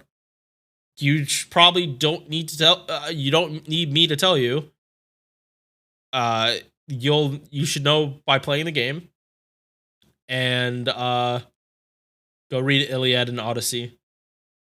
Like, there are so many books I need to read, like Count of Monte Cristo, Art of War, The 5 Rings. I need to read all of those. But the Iliad and the Odyssey are masterpieces. I love those stories. I started reading them when I was like in 8th grade, or no, I think I was in 7th or 6th grade when I started reading those. And those epics. This is really good though. But yeah, Madness Enhancement EX. She 100%. If she was another class, if she was a summer servant, which that is probably going to be the scariest fucking summer event if they give her a summer costume, because she might not be summoned as this form. So that would be the Achilles. Oh fuck! I said the A word. Shit. Fuck. I tried to go without saying it. But if she gets a summer costume, she will be summoned as a grown woman. Because if you know the timeline, I know, I'm fucked. Penth is gonna jump out of the computer for saying the A word. If you know the timeline for like what the Greek system is, because the A word's father was on the Argonaut. Herc was on the Argonaut. So that means Herc is probably around 20 years. The A word is in the next generation below the Argonaut. Penth is the younger sibling of the rulers of the Amazons who Herc accidentally killed. So Penth was probably either already a warrior, which she probably was when Herc killed her sister, or she was like a child. So it's either she's older than the A word, like she's a grown woman, which based on FGO she is. She's supposed to be a grown woman, not like having this lithe body that doesn't showcase her B word. So it puts into context that the A word was probably like a 15-year-old kid when he said that. 15, or like a really young man. Like, it's hard to get the exact timelines, but he was like a young warrior when he said that. So Penth should be like 15, 20 years older than her, which would, like, if you, okay, so if you're, like, we've all been in school. Like, most people always had that one teacher they were attracted to. Most people that they thought looked nice. Either because they were young enough, don't get in a relationship with your teacher. I'm not saying that. Especially if you are underage. But, like, it's understandable for the A word to somewhat say it if you take it out of context. If you take it out of context, it makes sense. Sorry for the Penth rant, but at least this is. I love Greek servants. I just love them. I'm still not holding back on her though.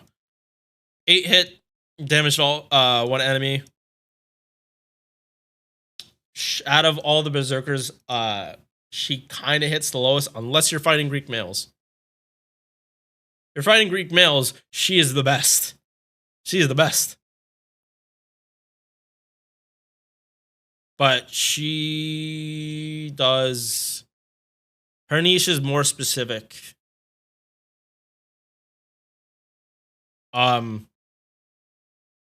What's the A word? It's a certain carrot top Greek hero that said the B word to her after he pretty much killed her and didn't see her as a warrior, which is probably the biggest insult to a warrior race. Like, he fucked with her pride. Go and watch Dragon Ball if you want to see like what happens when you fuck with someone's pride. The stupid shit they do, or like a chat.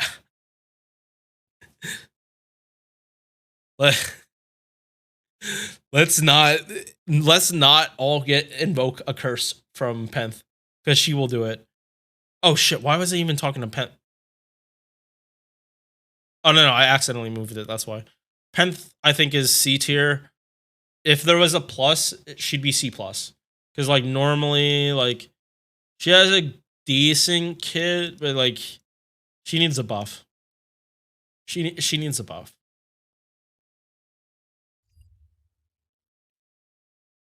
I genuinely am gonna be terrified if they ever give her a summoner costume, because she is not gonna have. She would probably be an Avenger. She'd be a single target Buster Avenger in her adult form, and get like the Greek male power mod on her MP.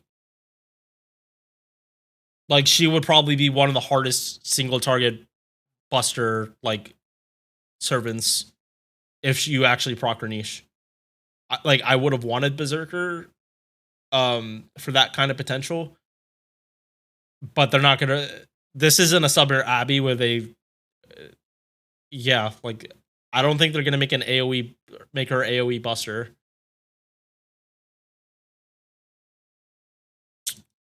All right, enough about Penth. Raikou. It is time for Mother. Raikou was one of the first FGO servants I found out about.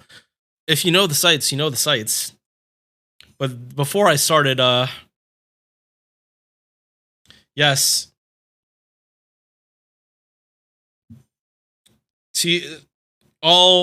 Anyone that summons her is technically her child, and she does not understand the full concept of familiar love and gets confused with relationships because of her fucked up life.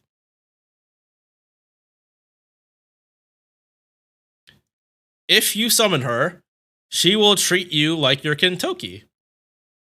She will treat you like you're her actual child. And this is big mommy energy.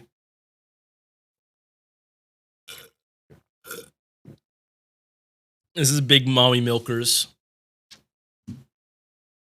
This is peak Raida.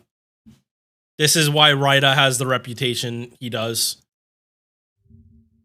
Because look at these servants and don't tell me that he does not emphasize the physical features of a lot of the servants. And he's not gender discriminate. He is not gender discriminate. His male servants look as good as his female servants, if not better. But back to this. MB charge low. Attack is average. But she is meant to be critting. So this really doesn't matter. It's not like she has an Archer quick MP. It is Buster. She is a Berserker that actually drops a shit ton of stars that isn't a quick servant. First skill, she had Eternal Arms Mastery. The same thing. The same exact skill that Lancer Berserker had. So technically, and this is like, there probably is a timeline where Raikou was summoned instead of Lancelot. And holy shit, would Fate Zero get fucked?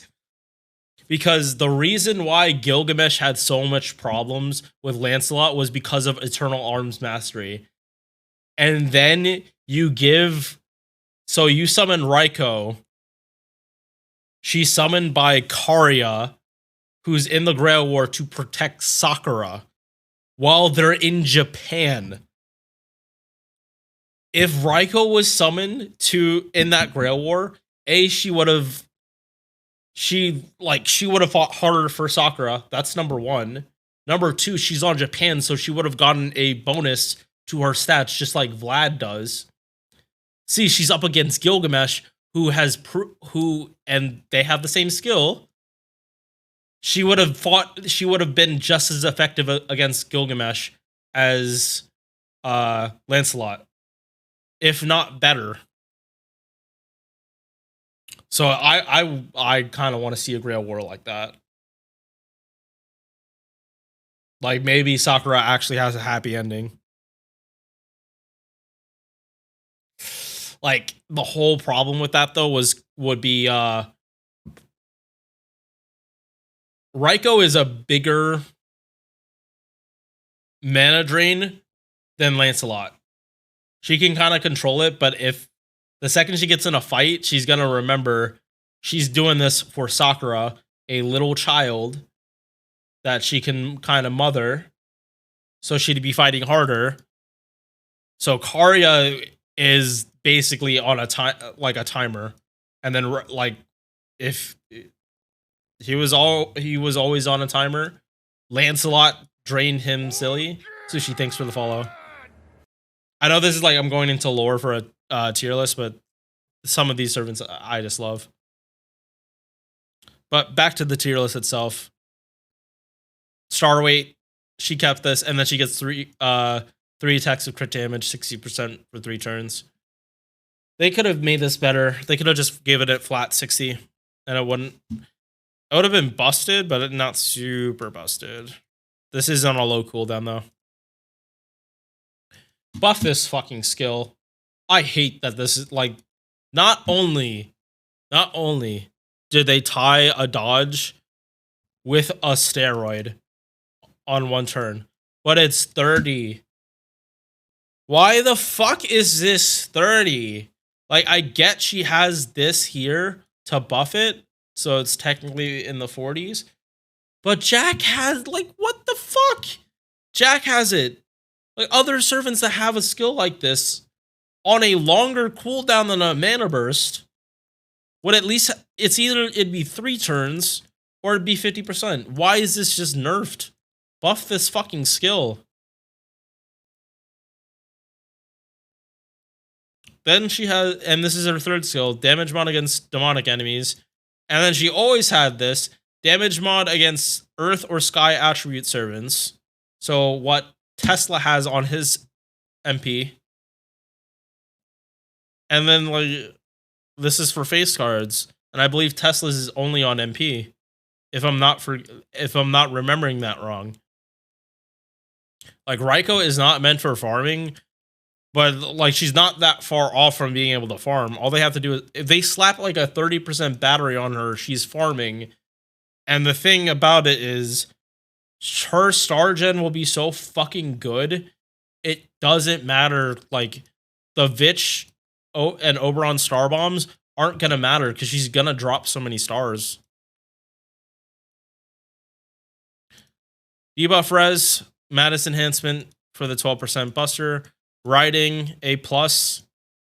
This is not a Meb situation because if you look at her Lancer self, she does have 2 horses. She does have. This is not a Meb situation as much as outside canon material that is also canon but not really canon to our adventures would lead you to believe. We all know it. It's why a lot of people get into Fate. Let's not. Yeah, like most samurais in histories had a horse. Like that was common combat in Japan after after horses got introduced by the West. Because I don't there's no way horses were naturally found in Japan. At least I don't think so. I don't know my Japanese history that much. Like that, whether horses were native to the island or not.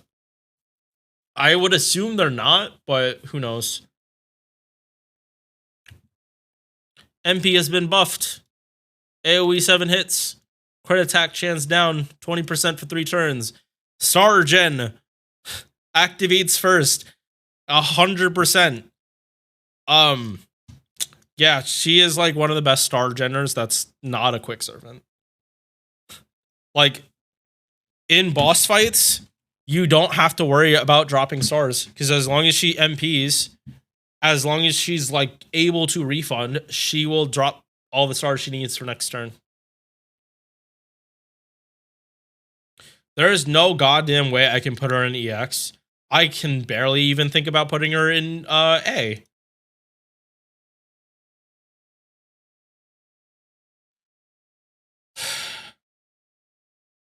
B, yeah, I have to put her in B.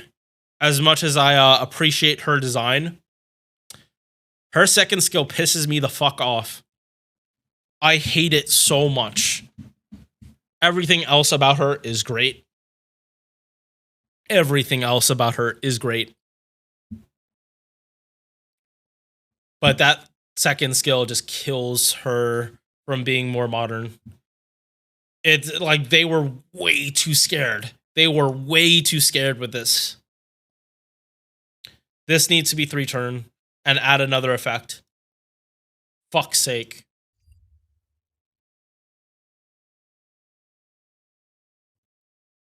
At least they didn't give her a full Gorilla deck, so at least her refund is actually good. But it's not as good as it could be.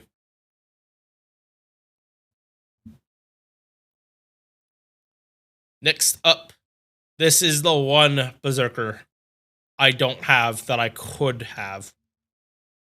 Sag. It's Sei Shonagon. I talk shit about her archer form. This one probably got a lot of shit when she came out, but now with Ruler Scotty, it's not an issue. Base attack, high, not the highest. MP charge is solid 0.1% with modern hit counts, not the garbage one hits from years yonder that we see in the 1-star and 3-stars Berserkers. In Mighty Chains, she refunds very, very good.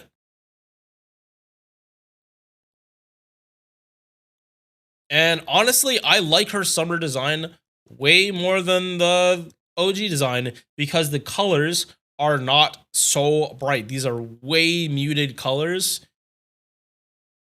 I mean, this doesn't really function. This functions way more as a like performing costume than like an actual beach costume.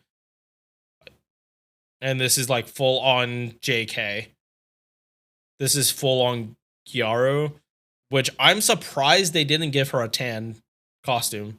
I think that I think the first summer servant they give a tan costume to will be Sei, and it'll be glorious.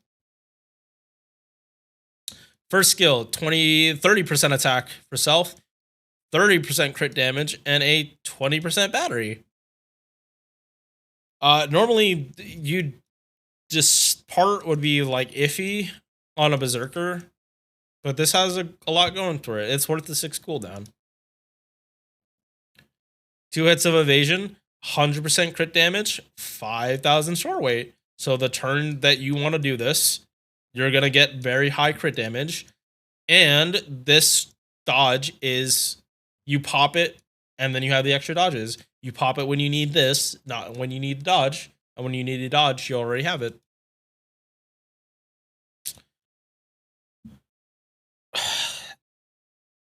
This is a heal. It might be, you're probably going to put this on her. The burn debuff immunity. I'm assuming so she doesn't get sunburn. Which makes less sense why she doesn't have a tan costume. Like, she has this. This is supposed to be she doesn't get sunburned. Why does she not have a tan costume? That, like... Fucking Arcade is gonna have tan Sei on this tan summer Sei before we get one. Onori Arcade. At the very least, just think of this as a star bomb. A 25 star bomb for a Berserker that gets this star weight not to a specific card. All you had to do was make 5 stars and then she should get a full crit turn. Madness D. Star weight for quick cards.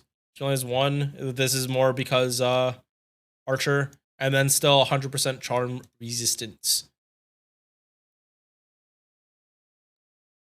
Extra attack. And then NP, just like OG Sei, she has multiple damage mods.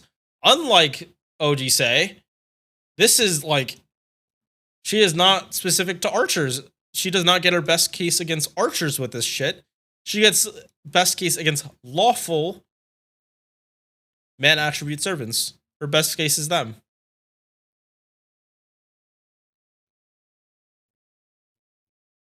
Lot of servants.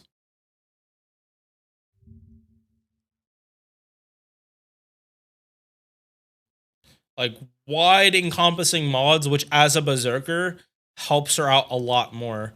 And then when we go to her damage,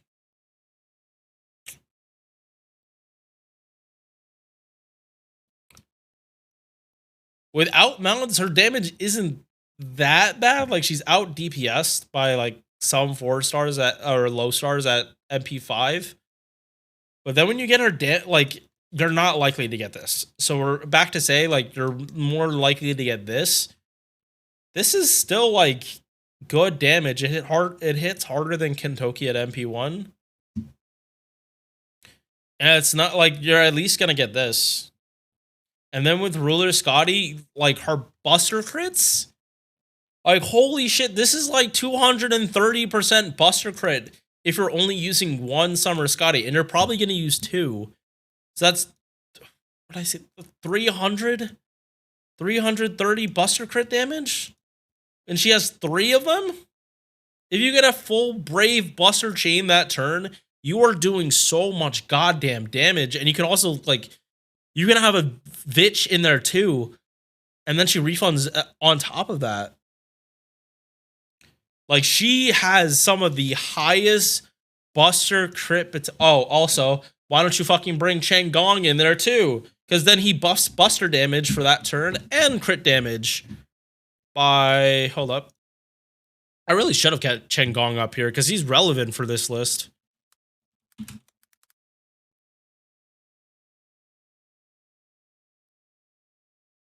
%100% buster crit damage. Like, if you could, like, the miracle of this happening, you get like 3 and all of this shit in one turn. It's fucking hilarious. The amount of highs she actually can hit from face card in a turn. It's not gonna happen often. And I really, really, really just want to see like this kind of setup. It's so fucking hard though to get the setup. But if you do, holy shit. Like, and it fucking sucks you can't do like a full Brave Buster chain and also get this shit. Yeah, because then you'd have to lead with this, and then so you're not getting the Buster lead. You probably don't want to do a QAB in that. So she wants to do like 2 different things. It would be more ideal if you could actually get both of them at the same time. But solid in B, and she would definitely have B+ for the possible potential she has as a buster crit. Because aren't that many. Like Juna, Morgan,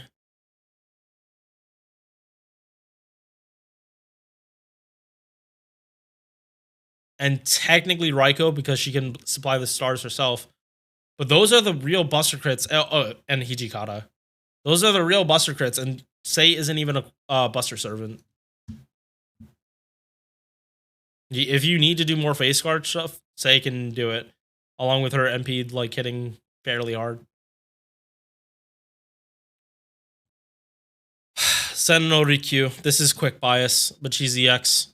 I have her at MP1, and I'm using her for the 90+. It is not the easiest thing, but I also don't have an MLB Black Rail on JP. But Rikyu. This servant, unlike Sei, she is a modern servant that benefits way more from OG Scotty. This servant quick crits are fucking like scary how much she can ramp up. Like in the event, and again, I'm not using a CE that helps with quick crits.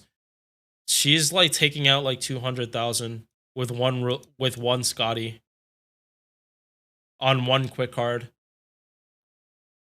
Her quick crits are disgusting. Base attack high. MP charge at 0.7. High considering her hit counts. Like, look at this shit. 5 hits on Berserkers. Like, if she doesn't have buffs, her damage is definitely like... It doesn't look pretty. But when are you using servants without buffs? She's a Berserker. She works with Scotty. 3 turns, and then she's pretty much done. She really is the 3 turn, and then she's gonna like fall off pretty quickly. But those 3 turns, though, those 3 turns look so good. Again, moderate hits, quick cards are above average, and she's got 3 of them. First skill, 20% quick, 20% MP gen, and 15 stars. Part of the quick trifecta. It would be nicer if these were 30, but the 15 stars on a Berserker? She needs this shit. She needs this shit. Second skill, targeted 30% battery, overcharges MP by 2 stages, 1 time 3 turns, and grants them invul for 1 attack 3 turns. If you are quick farming, you are putting this on her.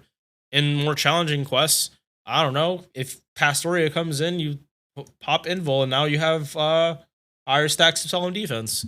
This is just a good skill. It's good that she has this flexibility on this. If you're farming, again, you're mostly using on this.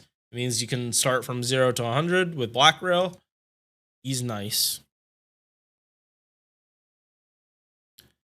Third skill, crit damage, 50%.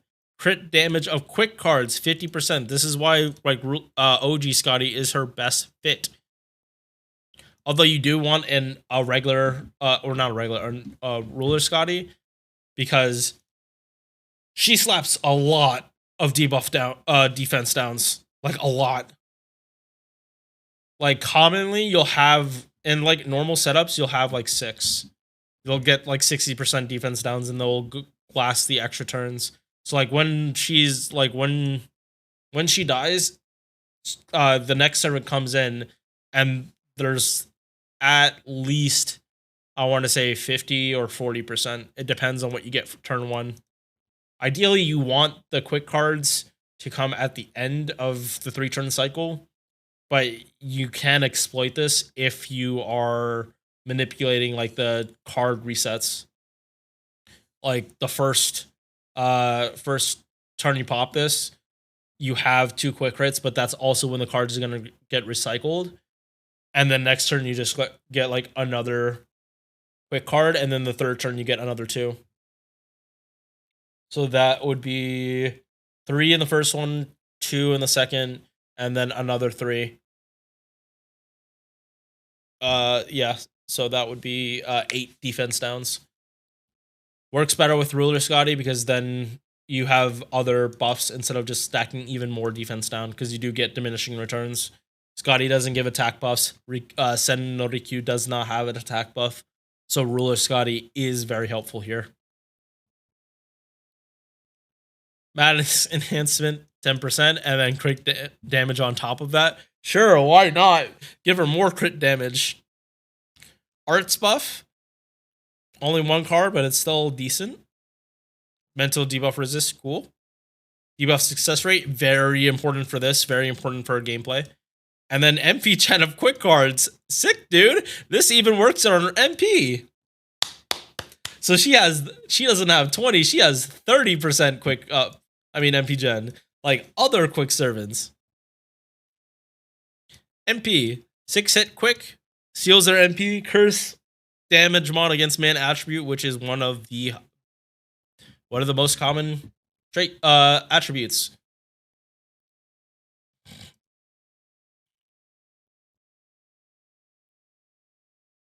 AoE. Base goes up 50%. And then depending on how well you start stacking this up, it just explode. Her damage will just keep on stacking higher and higher and higher. She is literally the reason I can't put Lancelot higher. Lancelot is here. Like, I put him here because his base MP damage is low. If you don't have the full setup. Sen no Rikyu, 50% more damage than Lancelot. And then she's just straight up better. You have way more flexibility with her. She is EX. 4 more. Because I have to go walk these dogs soon. Feels modernized, man. Lancelot has needed a buff for fucking years, and they are not giving it to him. They fucking forgot he existed and focused more on Saber Lancelot. Even though Lancelot himself said that Berserker fit him as a class better. He preferred being a Berserker than a Saber. But that also kind of had to do with him, like him seeking forgiveness from his king, or seeking penance from his king. And with being in Chaldea, you can see his king every day. Okay. So next, Hijikata. Mr. Shinsengumi. The reason he's this. Oh no, even okay. So when I was saving the files, I just titled it Shinsengumi. He would have been after Sen no matter what. So unironically, he's actually in the order he should have been, regardless of what I saved this stuff as. This man, what he does very, very well. He gets low HP and then he does big fucking chungus damage. That is only in challenge quests, and you gotta be careful because he's probably gonna fucking die afterwards. AoE Buster, 20%. Party Star Gen, 20%. The skill needs to get buffed. At least it's all AoE, but it still needs to get buffed to at least 30 for each, and then add another effect. Because this is still weak. Buff. Debuff Cleanse, Heal, better than Disengage, and then stackable 1 HP gusts 1 time 3 turns. This is so fucking important. And also this cooldown is low. You can get 2 of these if you double stack with Koyanskaya. You can do the Giga Chad back to back. And if you're using Koyanskaya, you're also making it easier for his guts to proc, because your Vitch lowers his HP when she pops battery. Yeah, so you can like, and you don't even have to wait for one of the guts to go away. You just pop this immediately once it comes back. The heal is a little annoying, but like, he's a Berserker. He's gonna die in 1 hit anyway. The guts will proc in 1 hit. This does nothing. You're doing this for the cleanse. Third skill, Star Weight, 4000%. Also low cooldown. Increases crit damage based on remaining HP. So as the closer you get to 1 HP, your crit damage goes closer and closer to 100%. It will never be 100%. You will get like 99.99, but you will never get 100% crit damage. And he also does damage without killing himself.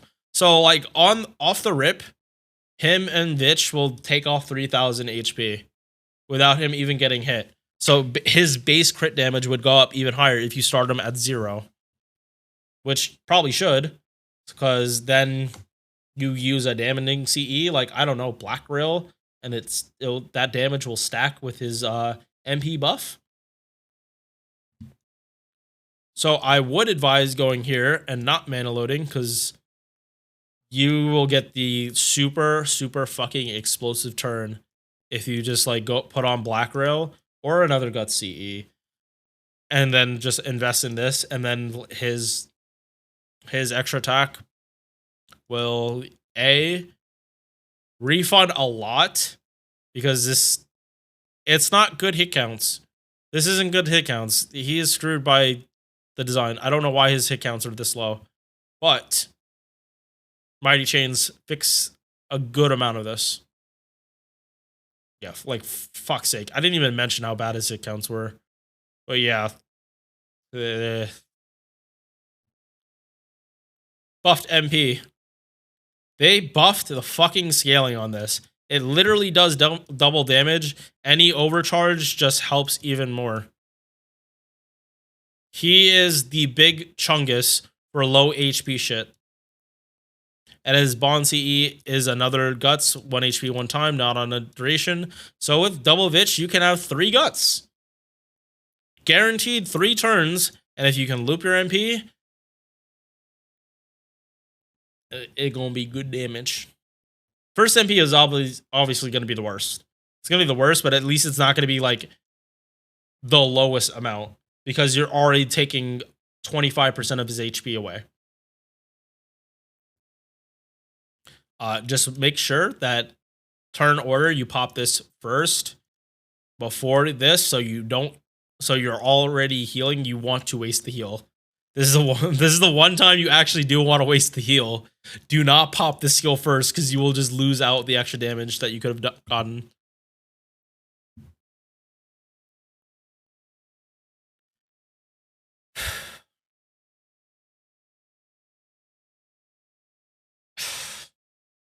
It's either here or here. Because for single target buster MPs, if you give him Black Rail, he hits the fucking hardest. And optimal, yeah, extremely niche. Because you need to be like super giga brain about this. Like when you can get the setup working, it looks so goddamn good.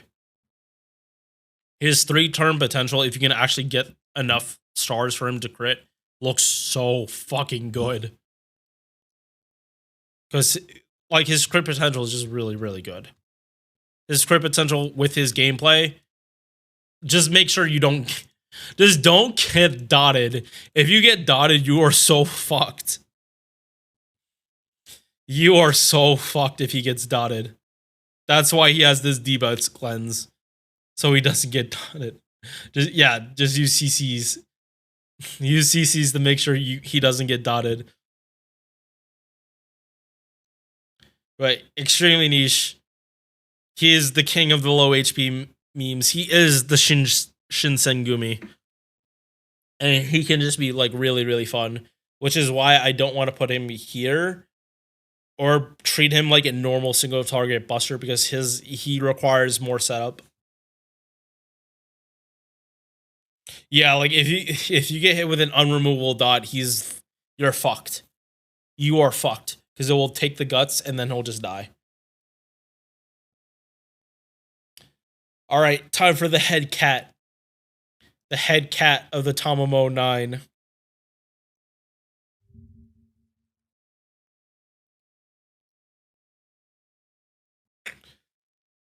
She actually cooks, and she's a better housewife than OG. And, she exposed the reason why the Tamamo 9 exists and non-extra, and it's the funniest shit. She cut off her goddamn tails because she thought she was gaining too much weight. That is such a fucking Tamamo play. And Tamamo just like, how do you know this? I never told anyone that. That's fucking hysterical. That is so goddamn funny.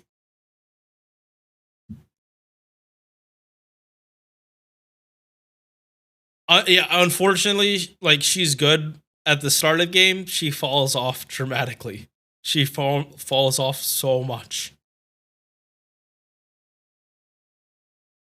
MP charge is at least good. Her attack is low for a berserker, and like high-ish. She's supposed to be a berserker tank, so that should give you the idea about this unit. When are you actually needing a berserker team?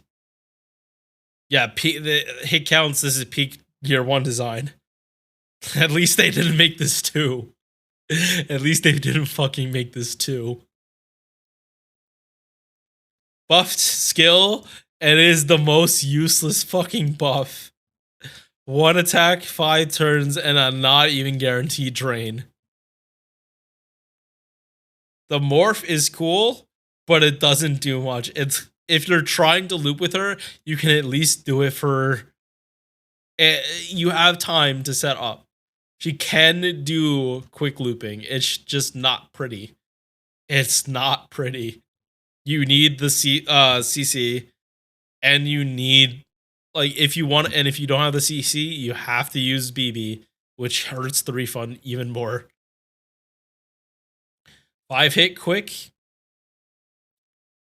guaranteed stuns herself for 2 turns, and then heals herself every time for 3 turns.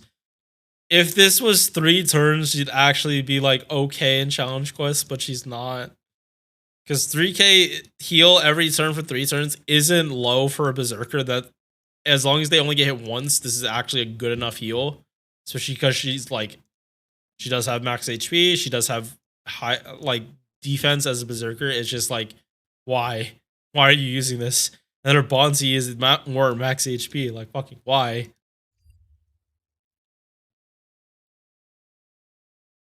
The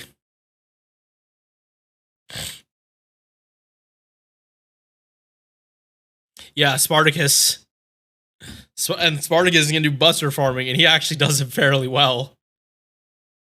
Tamamo Cat isn't even on this fucking list because it's too much extra steps. Spartacus has fucking respectful damage at level 60. He has fucking respectful buster farming numbers. I mean, granted, this is the equivalent to like super scope damage. It's like, but still, all you have to do is grail him and he does better. 2 more.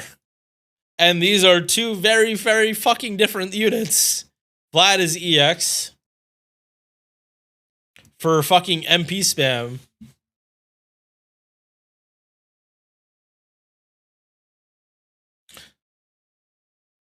He would have been so goddamn good if they fucking made him a Lancer. At release, he would have been better if they made him a Lancer. But they made him a Berserker, and they fucking shat on his numbers.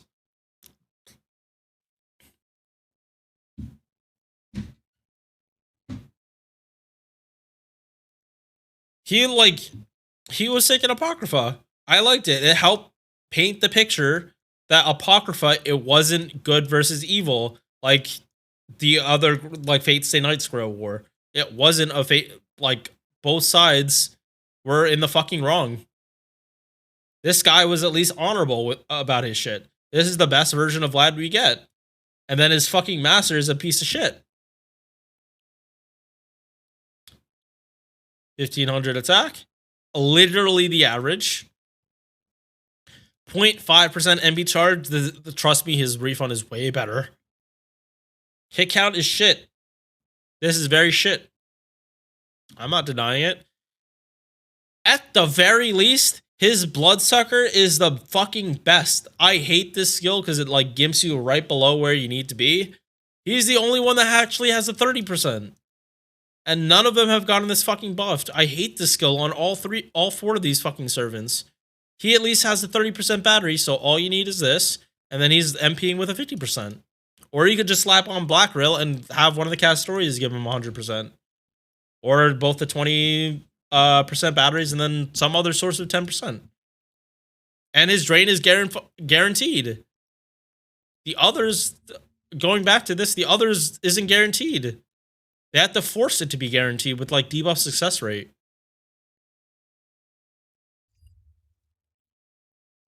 Second skill, 30% defense, also 30% attack.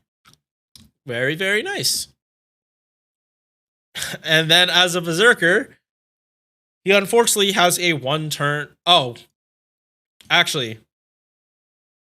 So he gets 2 guts from this. One of them is 1 time, 1 turn, 1 time. So you pop him for an MP. And then afterward, and then he also gets another guts with the same HP. And then 30% MP gen. This is a fucking great buff. This is a fucking phenomenal buff. Like, you pop this literally when you know he's gonna fucking die, and then you get another guts. You get another guts for free. Like, fuck, battle continuation is so goddamn horrible.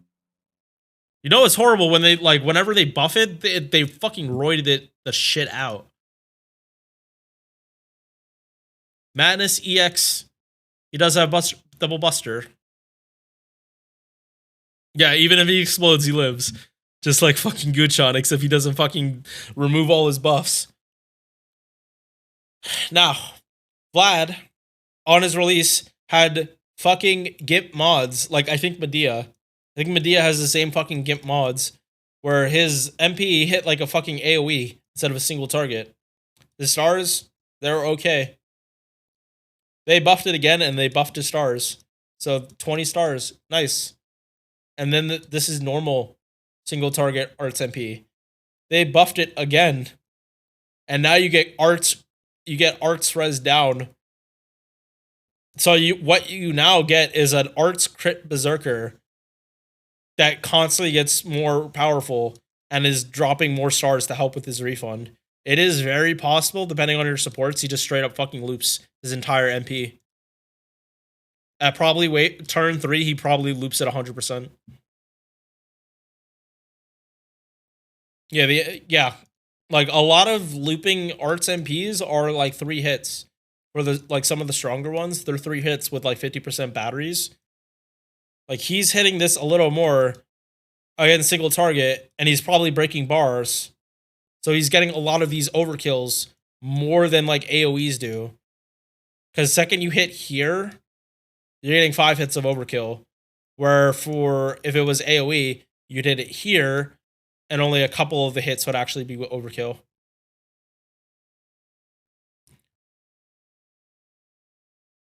Bonsi is MP damage, and he has the same shit as Kintoki. This one sucks. It's like this is one of the things that are like, okay, just make it passive, Bonsi passives, and that like makes it okay. But he doesn't need that. Oh yeah, also he's chaotic evil, so you can bring Domin and buff his attack and crit damage and make him even scarier. He's EX, he's the best single target berserker. Like he's the one without the confused kit, and now Popus Johanna, Lady Avalon, you don't have to just do double cast story. Now you can also spec for crit damage and do it very, very, very fucking well. Last one. And then we're ending this list. Because I also have to go to the bathroom and walk with the dogs. Xiang Yu.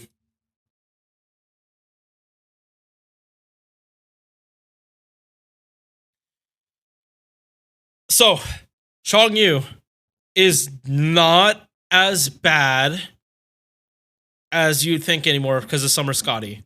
She kinda fixes some of his problems. Not all of them. Definitely not all of them. But some of them. Kinda coping. Yeah, I am kinda coping. His, like, don't get me wrong, his buster crit potential is super fucking high. He can have like a super good buster crit turn, just like Sei. And unlike Sei, he'd actually make a good amount of stars from his MP. Like I had like the same type of shit I said for Sei, I kind of have to say for Xiang Yu.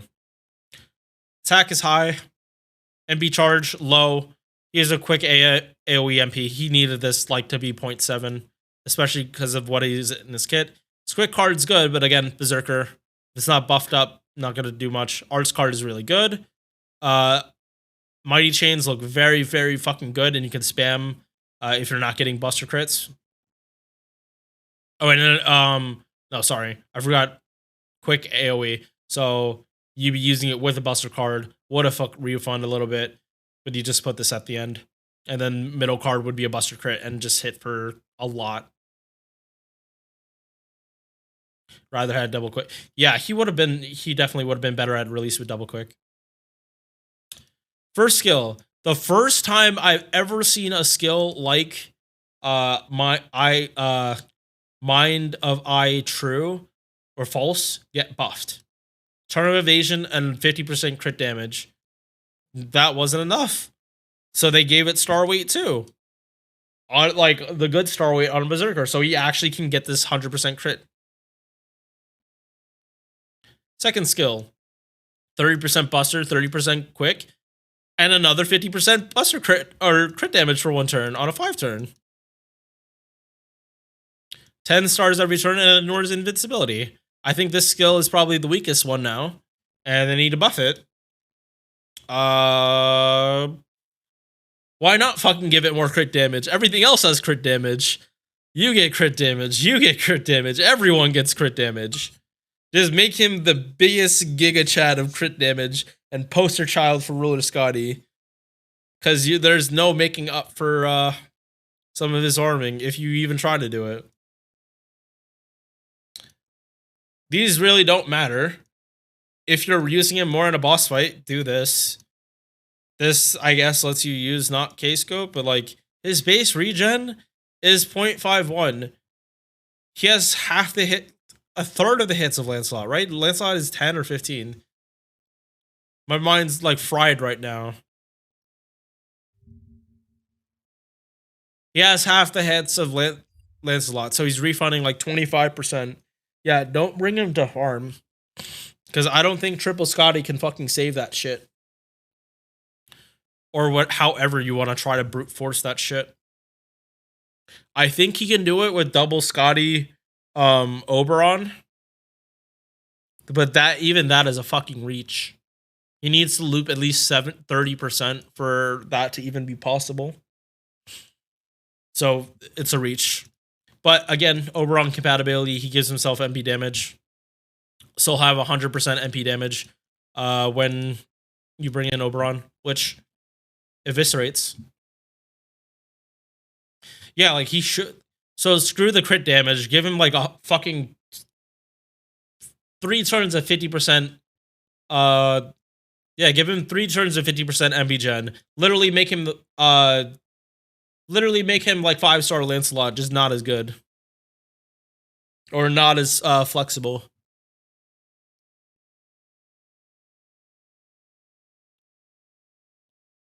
Yeah, like fucking Dante's. Bonsi, Quick and Buster while he's on the field.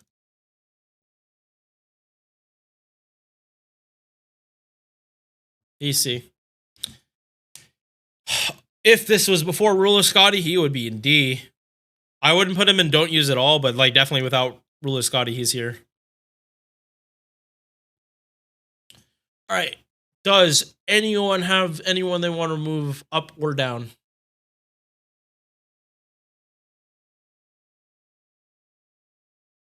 Yeah, he also has 8 hits. So yeah, like give him 50% MP gen for 3 turns, and will fucking farm looking way better.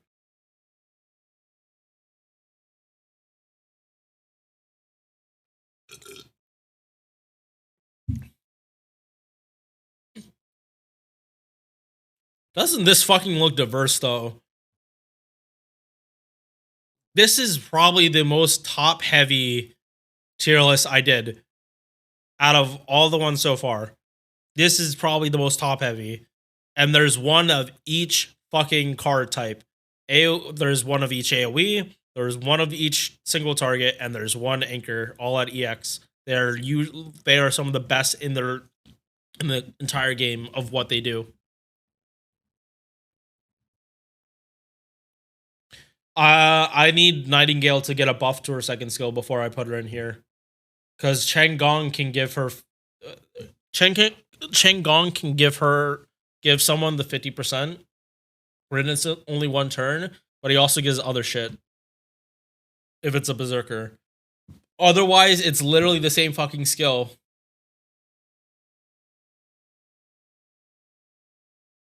Like, yes, situationally, hers would be better because it's 3 turns, but also you're paying 3 times the cost to put her in just to do that. So Chang Gong, you can run other CEs, and then he will taunt and get himself killed anyway. All right.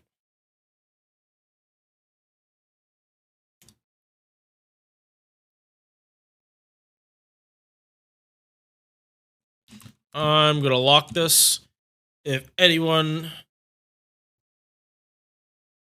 wants to make their own, I always make these available. Like, you can literally find them on the tier list maker.